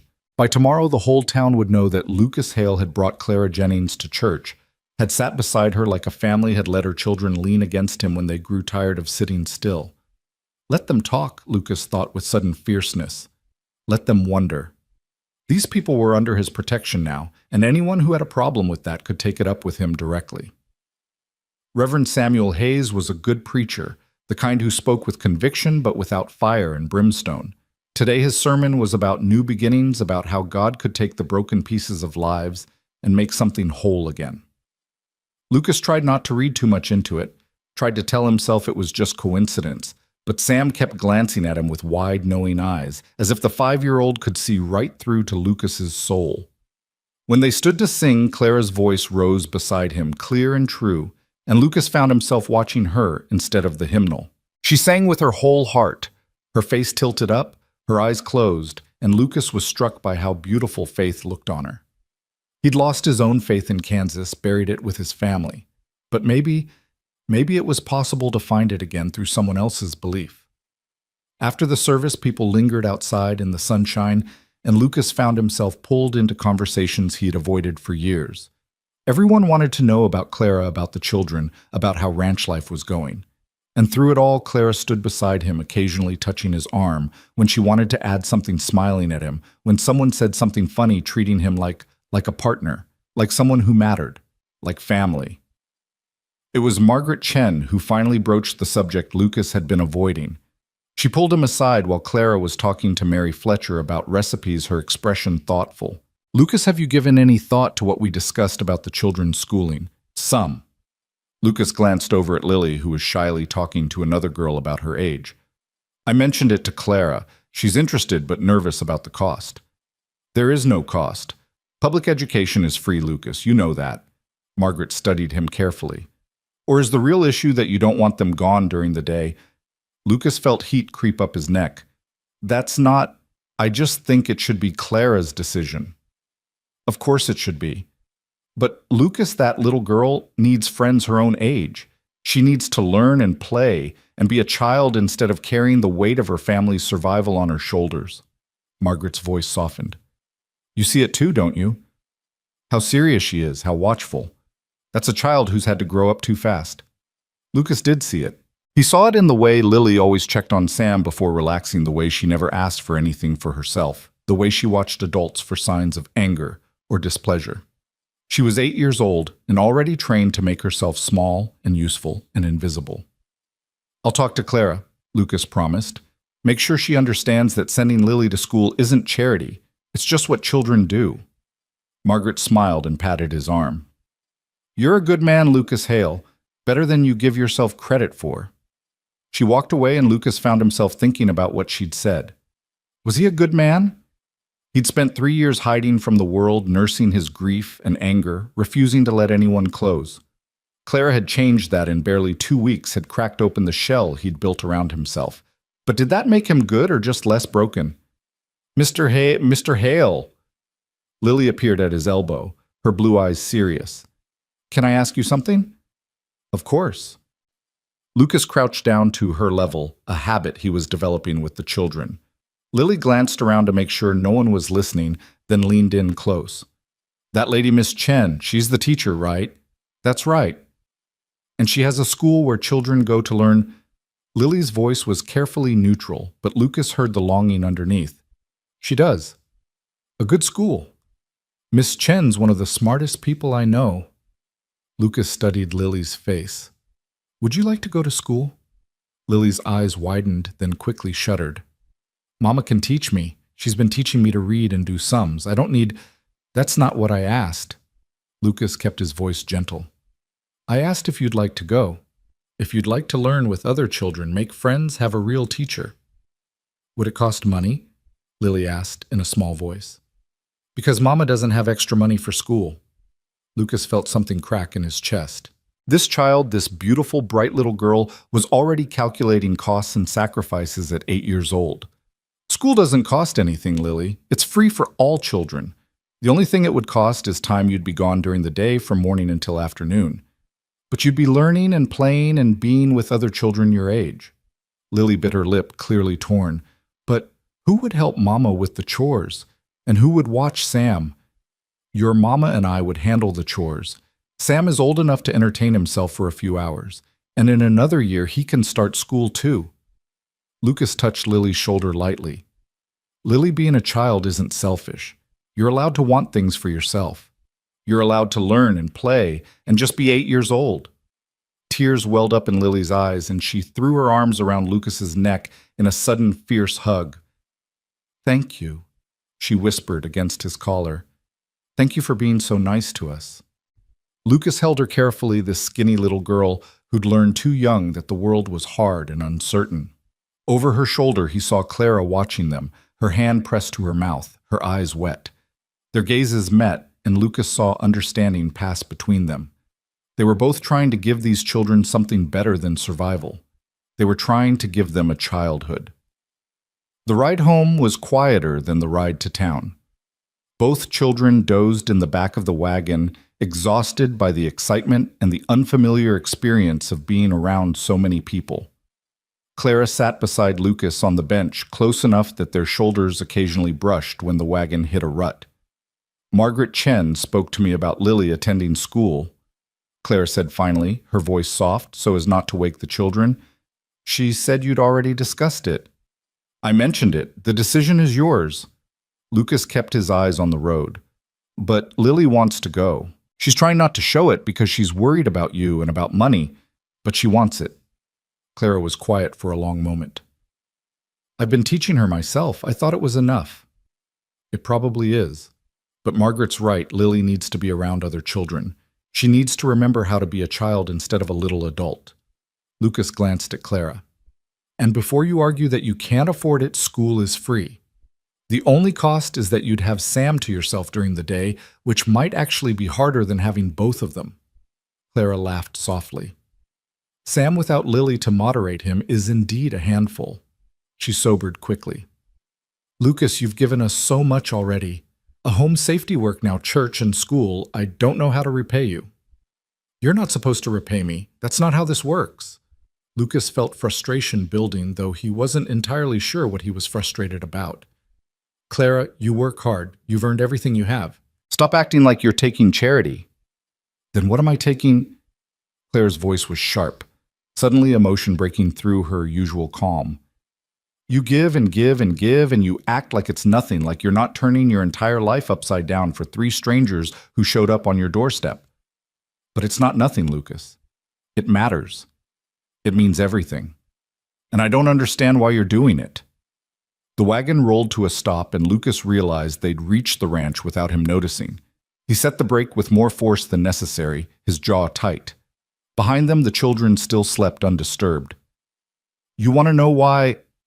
Lucas turned to face Clara, and all the feelings he'd been trying to contain for 2 weeks came pouring out. Because the first time I saw you, you looked at me like I was someone who could help instead of someone to be afraid of. Because your children brought laughter back into a house that had been silent for 3 years. Because you cook with your whole heart and sing hymns while you work, and you kissed my cheek, and I felt it for days afterward. Because... He stopped abruptly, appalled at what he'd been about to say, but Clara's eyes were wide and bright, locked on his face. Because what? She whispered. Lucas swallowed hard. Because I'm falling in love with you, and it terrifies me, and I don't know what to do about it. The words hung in the air between them, too big and too honest to take back. Clara's face went through a series of expressions: shock, wonder, fear, and something that might have been hope. Lucas, she breathed. I know I shouldn't have said that. I know you're my employee, and you're vulnerable, and I'm taking advantage. Stop. Clara reached out and pressed her fingers to his lips, silencing him. Just stop. You're not taking advantage of anything, and you're not alone in this. Lucas's heart stuttered. What? I said you're not alone. Clara's hand moved from his mouth to cup his jaw, her palm warm against his stubble. I've been feeling it too, this pull between us. I wake up thinking about seeing you at breakfast. I find excuses to be in whatever room you're in. When you saved Sam, when you held me together afterward, I felt something crack open inside me that I thought was sealed forever after Thomas died. Clara. Her name was a prayer on his lips. I'm scared too. Clara continued, her voice shaking slightly. Scared of caring for someone again. Scared of what happens if this doesn't work. Scared of putting my children's hearts at risk. But I'm more scared of pushing you away and spending the rest of my life wondering what might have been. Lucas covered her hand with his, pressing it more firmly against his face. I can't promise I won't mess this up. I don't know how to do this anymore. I've been alone so long. So have I. Clara smiled, and it was tremulous but real. So maybe we figure it out together. One day at a time. No promises except to be honest with each other. Lucas wanted to kiss her. Wanted it so badly he ached with it. But they were sitting in a wagon in broad daylight with her children asleep behind them, and some things needed to be done properly. Instead, he pressed his lips to her palm, gentle and reverent, and felt her sharp intake of breath. One day at a time, he agreed quietly. Starting now. The next few days passed in a strange, charged atmosphere. Nothing had really changed. Clara still cooked.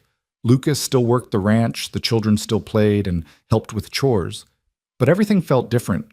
Lucas found himself constantly aware of Clara's presence, the way she moved through the kitchen, the sound of her voice when she called the children in for lunch. Their hands brushed when passing dishes at dinner, their eyes met across rooms, and every touch, every glance felt significant, weighted with possibility. They didn't speak again of what had been said in the wagon, but it hung between them like a promise. Lucas caught Clara watching him sometimes when she thought he wasn't looking, her expression soft and wondering. And he knew he looked at her the same way, drinking in the sight of her like a man dying of thirst. On Wednesday, Margaret Chen stopped by the ranch unannounced, driving a small buggy and carrying a leather satchel. Lucas was in the barn when he heard the vehicle approach and emerged to find Clara greeting the schoolteacher with a mixture of pleasure and nervousness. Mrs. Jennings, I hope you don't mind the intrusion, Margaret said warmly. I wanted to speak with you and Lily about school, if you have a few minutes. Clara glanced toward the house where Lily was visible through the window, helping Sam with something at the kitchen table. Of course. Please come inside. I'll make tea. Lucas hung back, not wanting to interfere, but Margaret spotted him. Lucas, you should join us. This concerns you too as head of the household. Head of the household. The word struck Lucas with unexpected force. Was that what he was now? Not just the owner of the ranch, but the man responsible for the people living under his roof. In the kitchen, Margaret sat at the table with Lily, while Clara prepared tea and Lucas leaned against the doorframe watching. Sam had been sent outside to play leaving, just the four of them. Lily, Margaret said gently, your mother tells me you've been learning from her at home. That's wonderful. But I'd love to have you join my class at the school. We have several children your age, and I think you'd enjoy learning with them.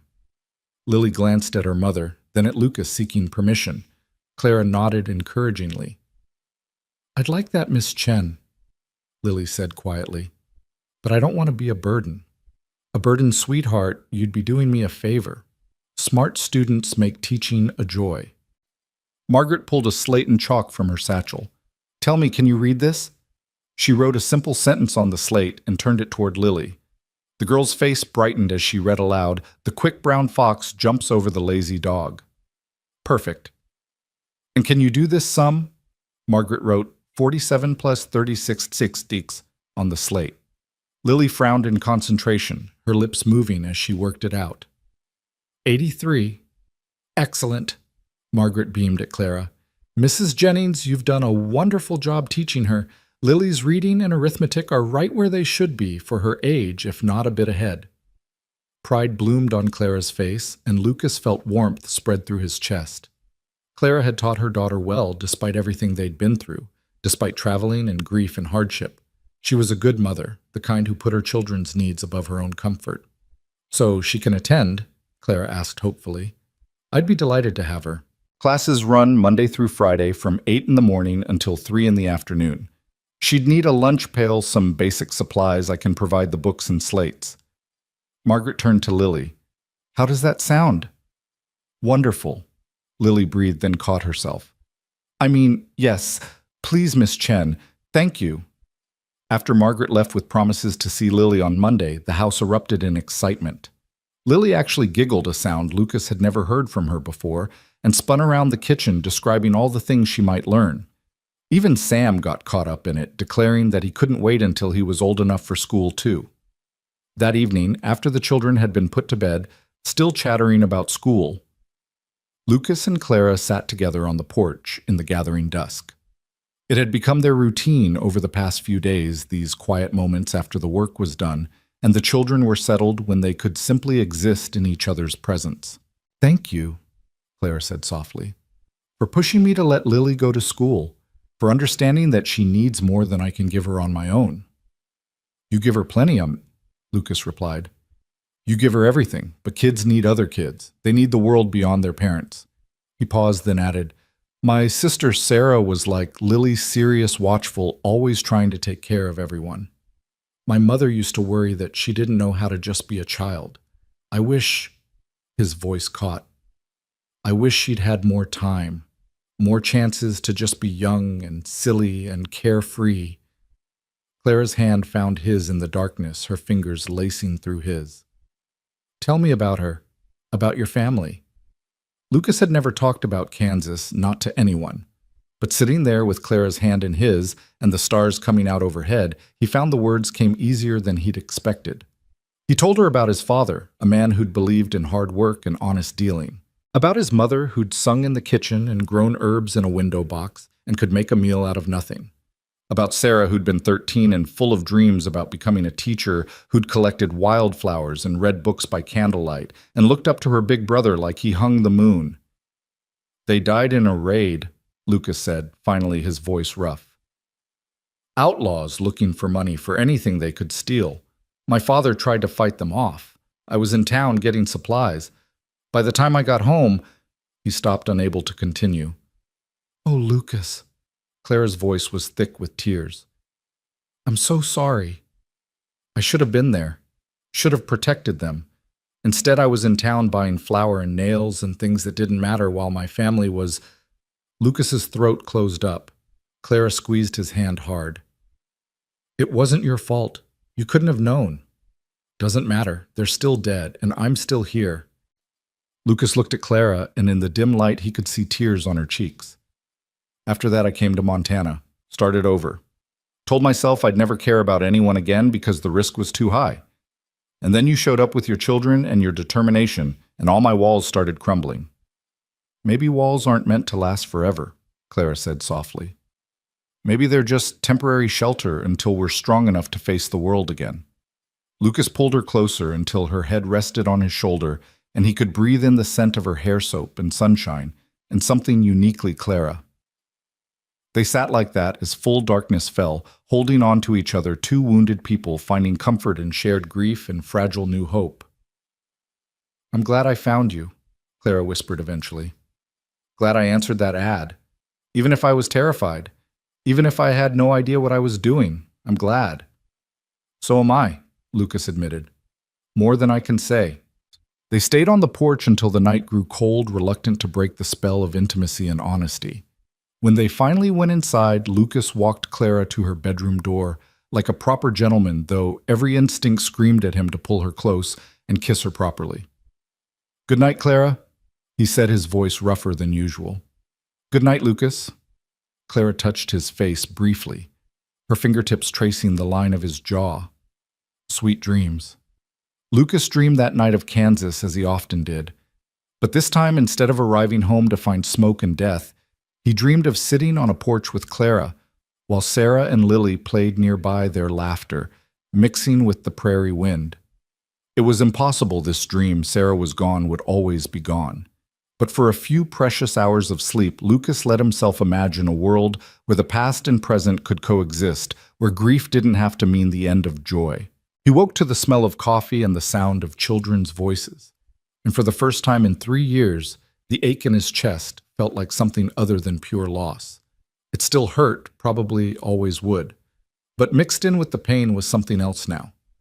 Hope. Fragile and terrifying, but undeniably there. And as Lucas dressed and headed downstairs to face another day, he realized that maybe, just maybe, learning to hope again was the bravest thing he'd ever done. Monday morning arrived with the kind of nervous energy that filled the ranch house like static before a storm. Lily had been awake since before dawn, trying on her new dress 3 times and asking Clara repeatedly if her hair looked all right. Sam was sulking because he couldn't go to school yet, dragging his feet and complaining that it wasn't fair. And Clara moved through the kitchen with quick, anxious movements, packing Lily's lunch pail for the 3rd time because she wasn't satisfied with the portions. Lucas watched it all from his seat at the table, nursing his coffee and hiding a smile. This was what a real family looked like on the first day of school, chaotic and loud and full of emotions that didn't quite know where to go. It was so far removed from his solitary existence of 3 weeks ago that it felt almost dreamlike. "Mama, what if the other children don't like me?" Lily asked for the 10th time, her blue eyes wide with worry. "They'll love you," Clara assured her, smoothing Lily's hair back from her face. "You're kind and smart and polite. What's not to love?" "What if I don't know the answers? What if Miss Chen asks me something and I look stupid?" Lucas set down his coffee cup. "Lily, come here." The girl came to him immediately, and Lucas pulled her close so he could look her in the eye. "School is where you go to learn things you don't know. Nobody expects you to have all the answers. And if someone makes you feel bad for asking questions, you tell me and I'll handle it." "You do that." Lily's voice was small. "In a heartbeat." Lucas tucked a loose strand of hair behind her ear, the gesture surprisingly natural now. "You're under my protection, Lily. That means something. It means nobody gets to make you feel small or scared or less than you are. Understand?" Lily nodded, then threw her arms around his neck in one of those fierce, unexpected hugs that always made Lucas's chest tight. "I love you, Mr. Hale," she whispered. The words hit Lucas like a physical blow. He froze, his arms automatically coming up to hold her, but his mind reeling. When was the last time someone had said those words to him? Sarah, probably in those last moments before he'd left for town that terrible day. And now this little girl who'd only known him for 3 weeks was saying it like it was the most natural thing in the world. Over Lily's shoulder, Lucas met Clara's eyes. She was watching them with a hand pressed to her mouth, tears streaming down her face. But she was smiling too, that tremulous, hopeful smile that told him she understood exactly what this moment meant. "I love you too, kid." Lucas managed his voice rough. Now let's get you to school before you're late on your first day. The ride to town was subdued Lily's earlier nervousness settling into quiet determination. Sam had been allowed to come along under strict instructions to behave, and he sat in the back of the wagon making his toy horse gallop along the wooden sides. Clara sat beside Lucas close enough that he could feel her warmth, her hand occasionally brushing his arm when the wagon hit a rut. When they arrived at the schoolhouse, several other children were already there playing in the yard while their parents chatted nearby. Margaret Chen stood on the steps, greeting each child with a warm smile. She beamed when she saw Lily approaching. "There's my new student." "Right on time, Lily. Come, let me introduce you to some of the other girls." Lily glanced back at Clara and Lucas, seeking reassurance one last time. Clara nodded encouragingly, and Lucas gave her a small wave. Then Lily squared her shoulders, lifted her chin, and walked toward Miss Chen with a bravery that made Lucas's heart swell with pride. "She's going to be fine," Clara said quietly, though Lucas heard the wobble in her voice. "Better than fine." Lucas took Clara's hand, not caring who saw. "She's going to thrive." They stayed until the school bell rang and all the children filed inside Lily, pausing at the door to wave once more before disappearing into the building. Then Lucas helped Clara and Sam back into the wagon, and they headed toward the ranch with a strange emptiness where Lily's presence should have been. "The house is going to feel so quiet without her," Clara said, watching the schoolhouse recede into the distance. "We've still got Sam. Quiet isn't exactly his specialty." Lucas glanced back at the boy who was now making explosion sounds as his toy horse apparently battled invisible enemies. Clara laughed, but it was a sad sound. "I know she needs this. I know it's good for her. But she's my baby girl, and letting her go even just for school, it's harder than I expected." "That's because you're a good mother." Lucas squeezed her hand. "But Lily needs to be more than just your daughter. She needs to be her own person too. School gives her that chance." "When did you get so wise?" Clara looked at him with those gray eyes that always saw too much. "I'm not wise. I just remember what it was like to be a kid who wanted more than what was right in front of me." Lucas thought of Sarah, of her dreams of teaching, of all the things she'd never gotten to become. Lily has that chance. We have to let her take it. The ranch felt strange with just the three of them, too big, too quiet, despite Sam's best efforts to fill the silence with his endless questions and running commentary. Clara threw herself into work cleaning things that were already clean, organizing things that were already organized. Lucas recognized it for what it was, a mother's way of dealing with the absence of a child who'd never been more than a few feet away for 8 years. By noon, Clara was a wreck. She'd made enough food for 10 people, paced the kitchen so many times Lucas had lost count, and checked the clock on the mantel every 5 minutes. "She's fine," Lucas said gently, catching Clara's hand as she passed him for the dozenth time. "Margaret will take good care of her." "I know, what if she's lonely?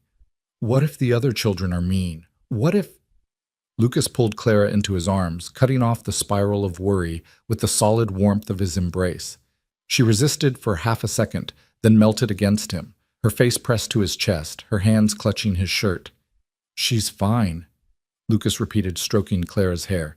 "She's smart and brave, and she has your strength. She's going to be just fine."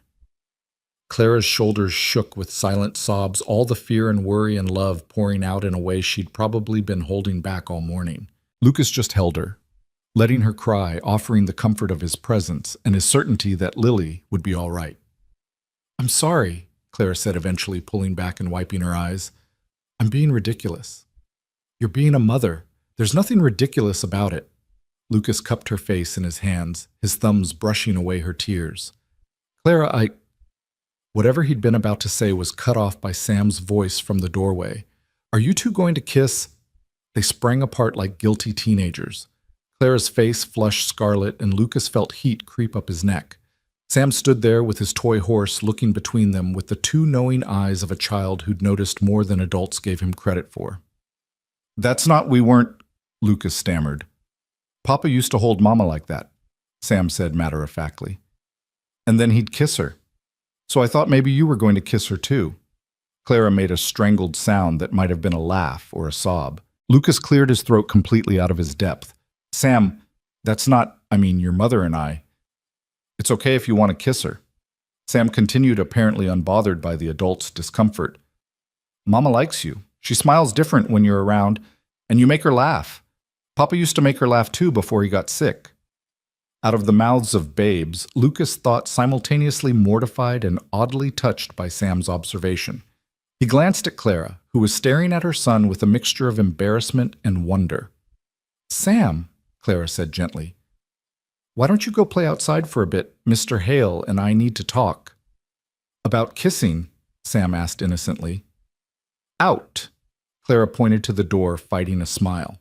Sam shrugged and trotted outside, apparently satisfied that he'd said his piece. The moment he was gone, Clara pressed her hands to her flaming cheeks.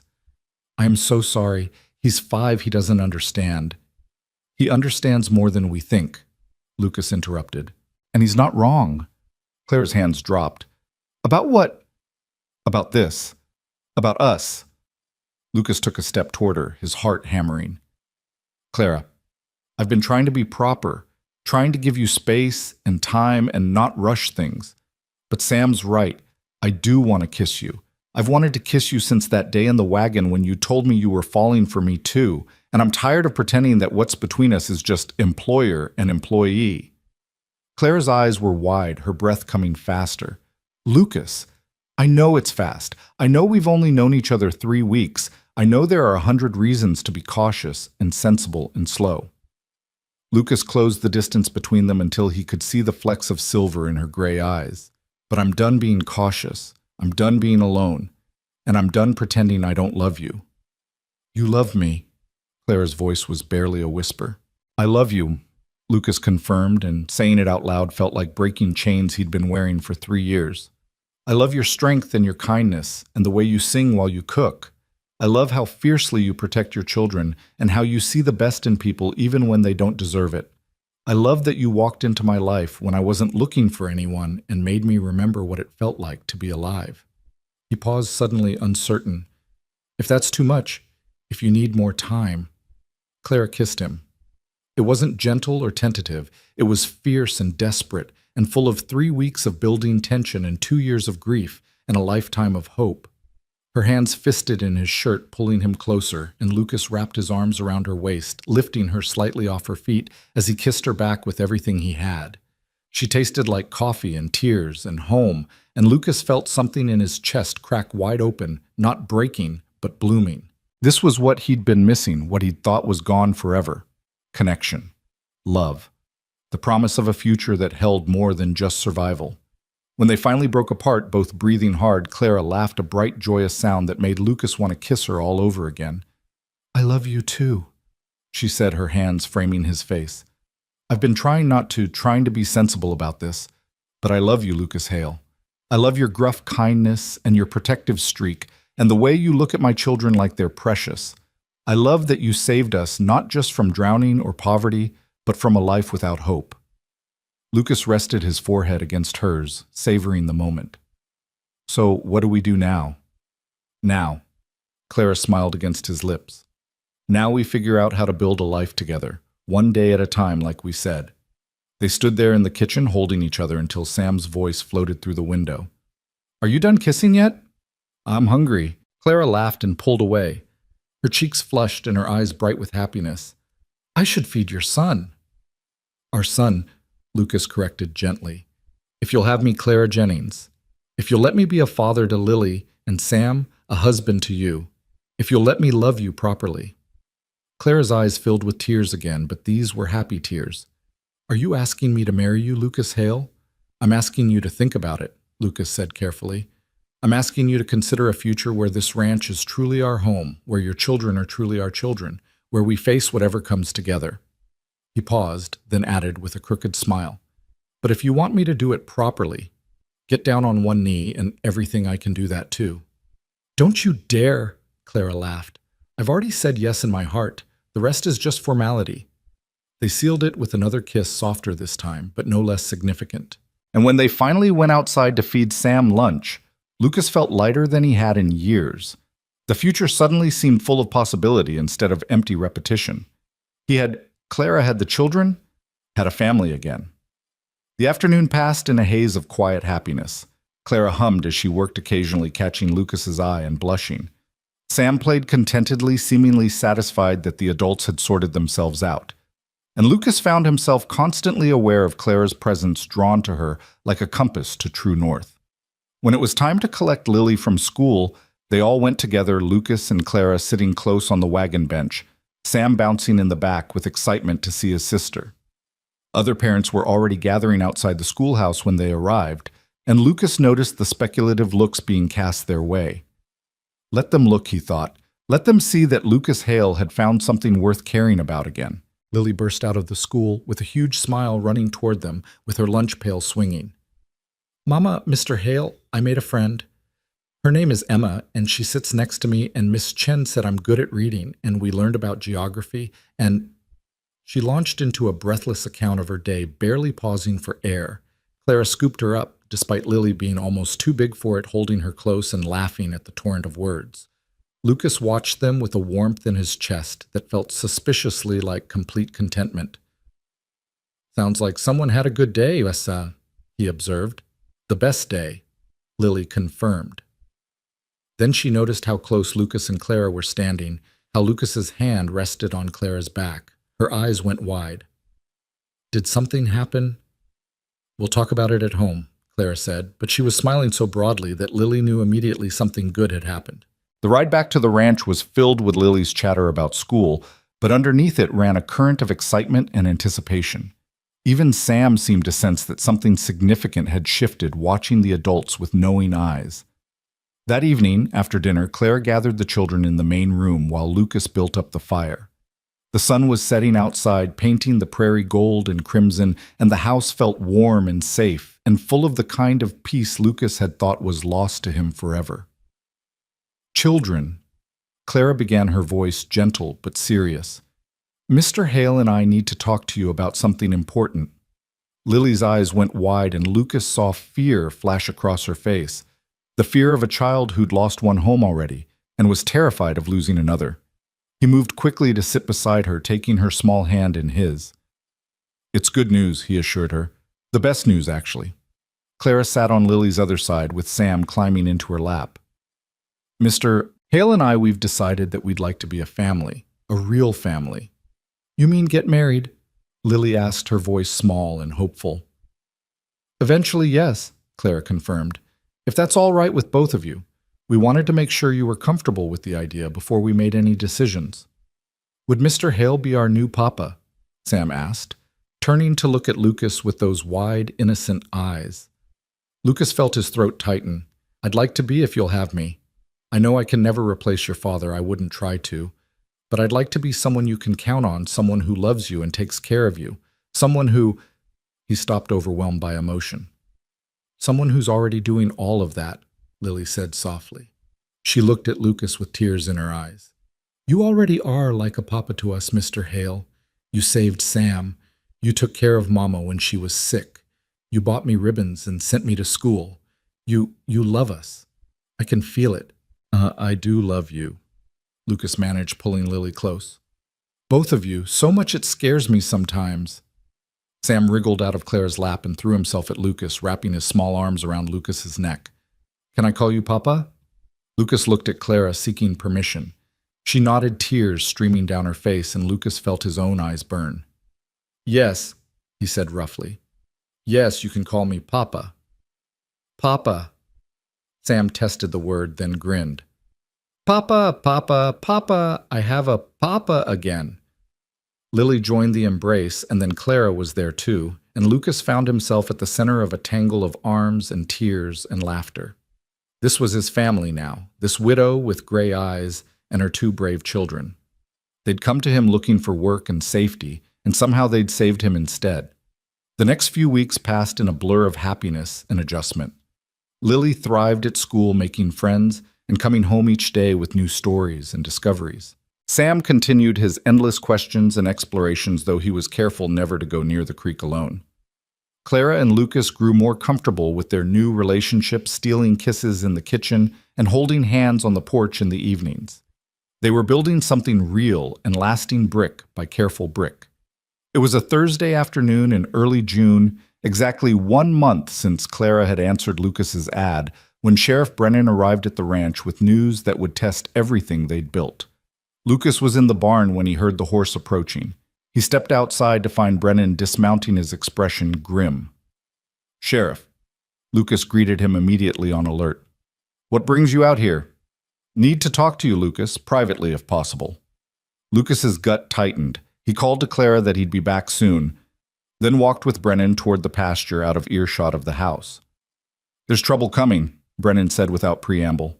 You remember those drifters who gave you grief in town last month? Turns out they're part of Jared Cole's gang.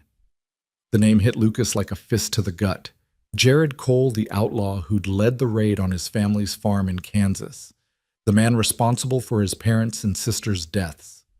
Lucas had thought Cole was operating further south, had hoped their paths would never cross again. "Cole's in Montana." Lucas's voice was flat, deadly calm. "Was seen 2 days ago about 30 miles south. He's been hitting ranches, burning them out, stealing whatever he can carry." Brennan met Lucas's eyes. "Word is he's asking about you specifically. Seems he remembers you from Kansas, and he's got a score to settle." "I never even saw him that day. I arrived after—" Lucas stopped, his hands clenching into fists. "What does he want with me?" "Your father shot one of Cole's men before they killed him. Wounded him bad enough that he died a few days later. Cole's brother, as it turns out." Brennan's expression was sympathetic. "He's been looking for you ever since. And now that he knows where you are, he's coming here." Lucas felt ice spread through his veins.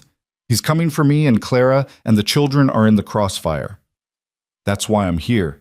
You need to get them to safety, Lucas. Take them to town, to the boarding house. Mary Fletcher will keep them safe while we deal with Cole."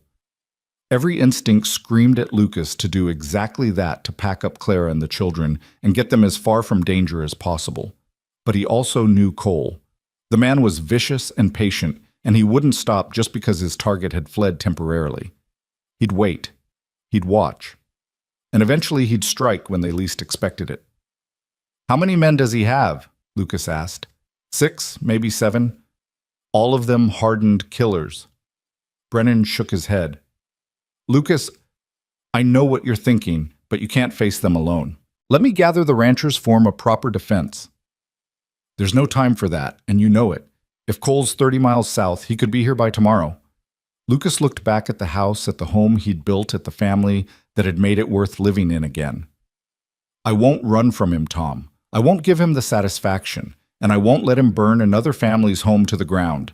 Then let me help. Let me bring deputies. Do that. Bring whoever you can, but I'm staying here, and I'm protecting what's mine." Lucas's voice was hard as iron. "Cole took my family once. I'll be damned if I let him do it again."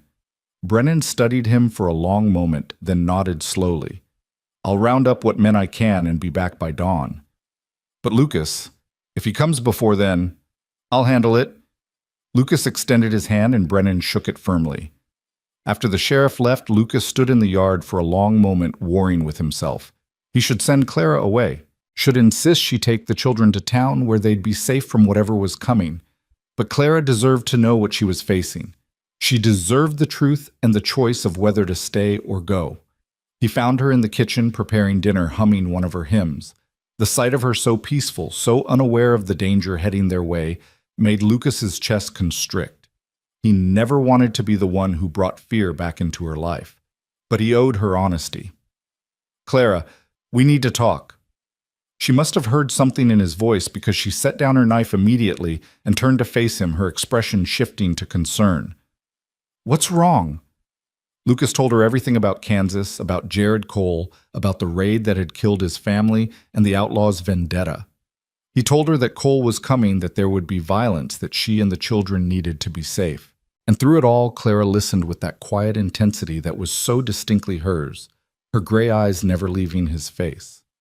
When he finished, she was quiet for a long moment. Then she said, "I'm not leaving." "Clara, I'm not leaving," she repeated more firmly. "This is our home, Lucas, ours, and I'm not going to run from it the first time danger appears. This isn't just danger. This is a man who's killed before and will kill again without hesitation." Lucas took her hands, gripping them tightly. Clara, please. Take the children to town. Let me handle this. I can't. His voice broke. I can't lose you. Any of you. I just found you. Clara pulled her hands free and cupped his face, forcing him to meet her eyes. And we just found you. Do you really think I'm going to leave you to face this alone, that I'm going to take my children and hide while the man I love might die protecting an empty house? It's not an empty house if you're safe. That's all that matters. No. Look at... Clara's voice was steel wrapped in velvet. What matters is that we face this together, as a family. You told me once that protecting the people under your care was your job. Well, you're under my care too. Lucas Hale and I protect what's mine. Lucas wanted to argue, wanted to insist, but looking into Clara's determined face, he knew it was useless. She was staying. She'd made up her mind, and nothing he said would change it. At least let me send the children away, he tried. The children stay with me, always. Clara's expression softened slightly. Lucas, I understand you're scared. I'm scared too, but we're stronger together than apart. Let me stand with you. Let me fight for our home too.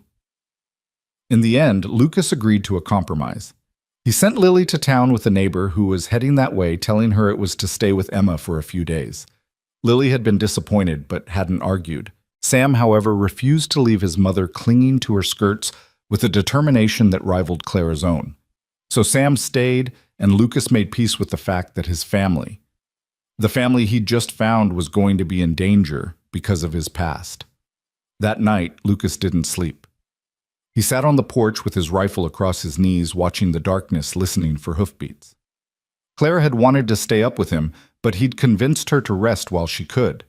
She'd finally agreed, though. She'd kissed him first, long and fierce, and full of promises about tomorrow.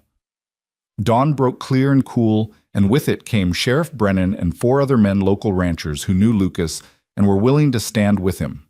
They positioned themselves strategically around the property rifles, ready, grimly prepared for whatever was coming. If they come, let me talk to Cole first, Lucas told Brennan. Maybe I can end this without violence. And if you can't... Lucas's jaw tightened. Then we do what we have to do. They didn't have to wait long. Around mid-morning, 7 riders appeared on the horizon, moving at an easy pace toward the ranch. Lucas recognized the lead rider immediately. Jared Cole, older now, but still radiating the same cruel confidence. The outlaw pulled his horse to a stop about 50 yards from the house, his men fanning out behind him. "Lucas Hale!" Cole called out, his voice carrying across the distance. "Been a long time." Lucas stepped off the porch, rifle in hand, but pointed at the ground. "Not long enough. What do you want, Cole?" "What do I want?" Cole's laugh was harsh. "I want payment for my brother's life. Your daddy killed him, and somebody's got to answer for that. My father defended his home from men trying to rob and murder him. He did what any man would do." Lucas kept his voice steady, reasonable. "Your brother made a choice that day, Cole. He died because of his own actions, not because of mine." "That's where you're wrong." Cole's hand moved toward his gun. "He died because your family didn't have the sense to just hand over what we wanted, and now I'm here to collect what's owed." "There's nothing owed. You want revenge? Then take it out on me. Leave everyone else out of this." "Oh, I plan to take it out on you." Cole's smile was vicious. "But first, I'm going to burn this pretty ranch of yours to the ground. Make you watch everything you care about turn to ash, just like I did in Kansas.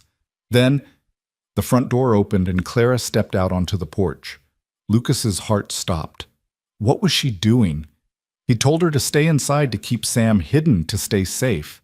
But there she stood in her blue dress, her chin lifted, her gray eyes, fearless as she looked at the men who'd come to destroy them. "This is my home too," she said clearly, "and you're not welcome here." Cole's eyes went to Clara, and his smile widened. "Well now, Hale, looks like you found yourself a woman. Pretty little thing. Be a shame if something happened to her." The rage that swept through Lucas was incandescent. His rifle came up, aimed squarely at Cole's chest. "You touch her. You even look at her wrong, and I'll kill you where you sit." Lucas... Brennan's voice was a warning from his position by the barn, but Lucas barely heard him.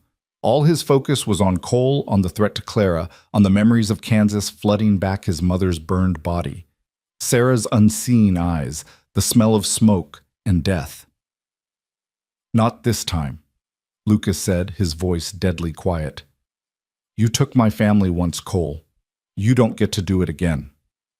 Cole's hand moved toward his gun, and everything happened at once. Lucas fired his shot, hitting Cole's shoulder and spinning him in the saddle. Cole's men drew their weapons, but Brennan and the ranchers were ready, their rifles barking in rapid succession. Return fire came from the outlaws' bullets thudding into wood and kicking up dirt. Clara had dropped behind the porch railing, smart enough to take cover. Lucas saw movement at the house's side window.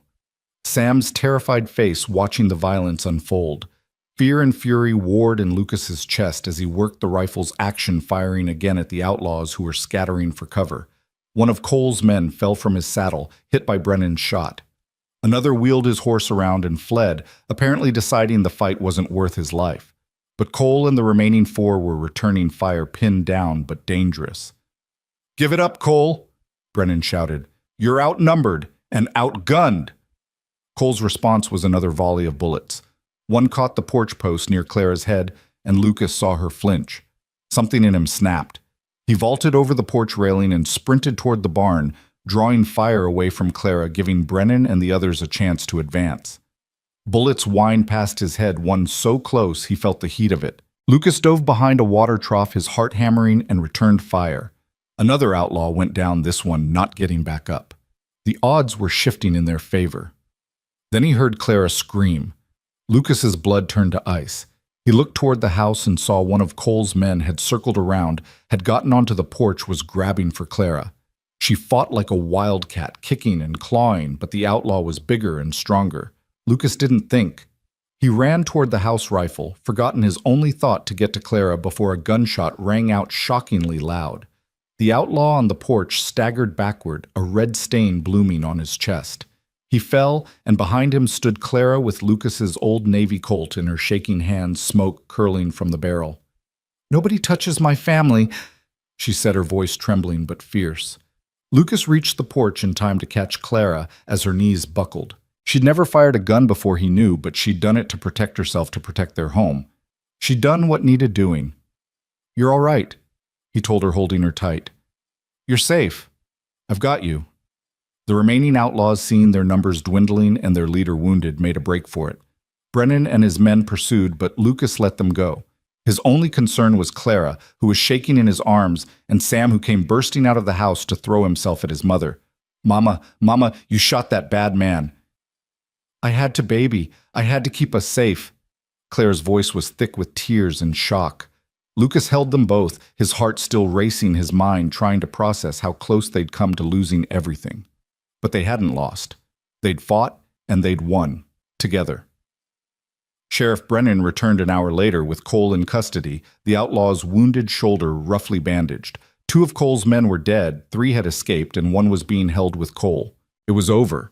The threat that had haunted Lucas for 3 years was finally ended. "You'll testify against him?" Brennan asked Lucas as his deputies loaded Cole into a wagon. "Every word of it." Lucas looked at the outlaw who'd destroyed his first family and tried to destroy his second. Cole stared back with hatred burning in his eyes, but it was impotent fury now. He'd lost. "Hail!" Cole spat as the deputies hauled him away. "This ain't over. I'll get out, and when I do—" "You'll hang," Brennan interrupted coldly. "For the murders in Kansas, for the attacks here in Montana, for everything. This is over, Cole. Accept it." They took him away, and Lucas watched until the wagon disappeared from sight.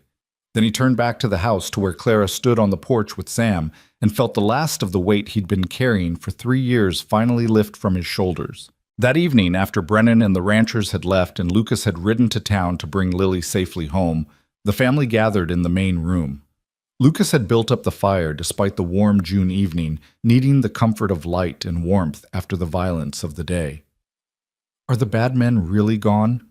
Lily asked, curled up against Clara's side. "They're gone," Lucas confirmed. "They won't bother us again." "Because you shot them?" Sam asked with morbid curiosity. "Because we protected our home," Clara said gently. "All of us together. That's what families do. They keep each other safe." Lily looked at Lucas seriously. Miss Chen says that families are the people who love you and take care of you even when things are hard. She says it doesn't matter if you're born into a family or choose one. What matters is the love. Miss Chen is a very wise woman, Lucas said, his throat tight. So we're really a family now, Lily pressed. Even though you and Mama aren't married yet. Lucas looked at Clara and found her watching him with soft eyes. They'd planned to wait to do things properly, to give everyone time to adjust. But after today, after facing death together and coming through it whole, waiting seemed foolish. Claritzum, Lucas said, taking her hand, I don't want to wait anymore. I don't want to spend another day not being your husband, not being their father legally as well as in my heart. Marry me. Not someday, but soon. This week. Tomorrow if the Reverend will do it. Clara laughed, tears streaming down her face. Tomorrow might be pushing it, but yes, I'll marry you, Lucas Hale, as soon as we possibly can. They were married 3 days later in the White Ridge Church with the whole town in attendance. Lily and Sam stood with them, Lily holding a bouquet of wildflowers and Sam clutching his toy horse. Margaret Chen played the organ.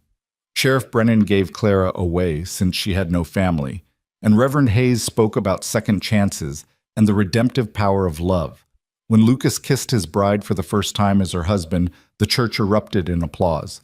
Clara laughed against his lips, her hands fisted in his best shirt, and Lucas thought about how far they'd both come from two broken people trying to survive alone to a family united by choice and love. The reception was held at the ranch with neighbors bringing food and music and well wishes.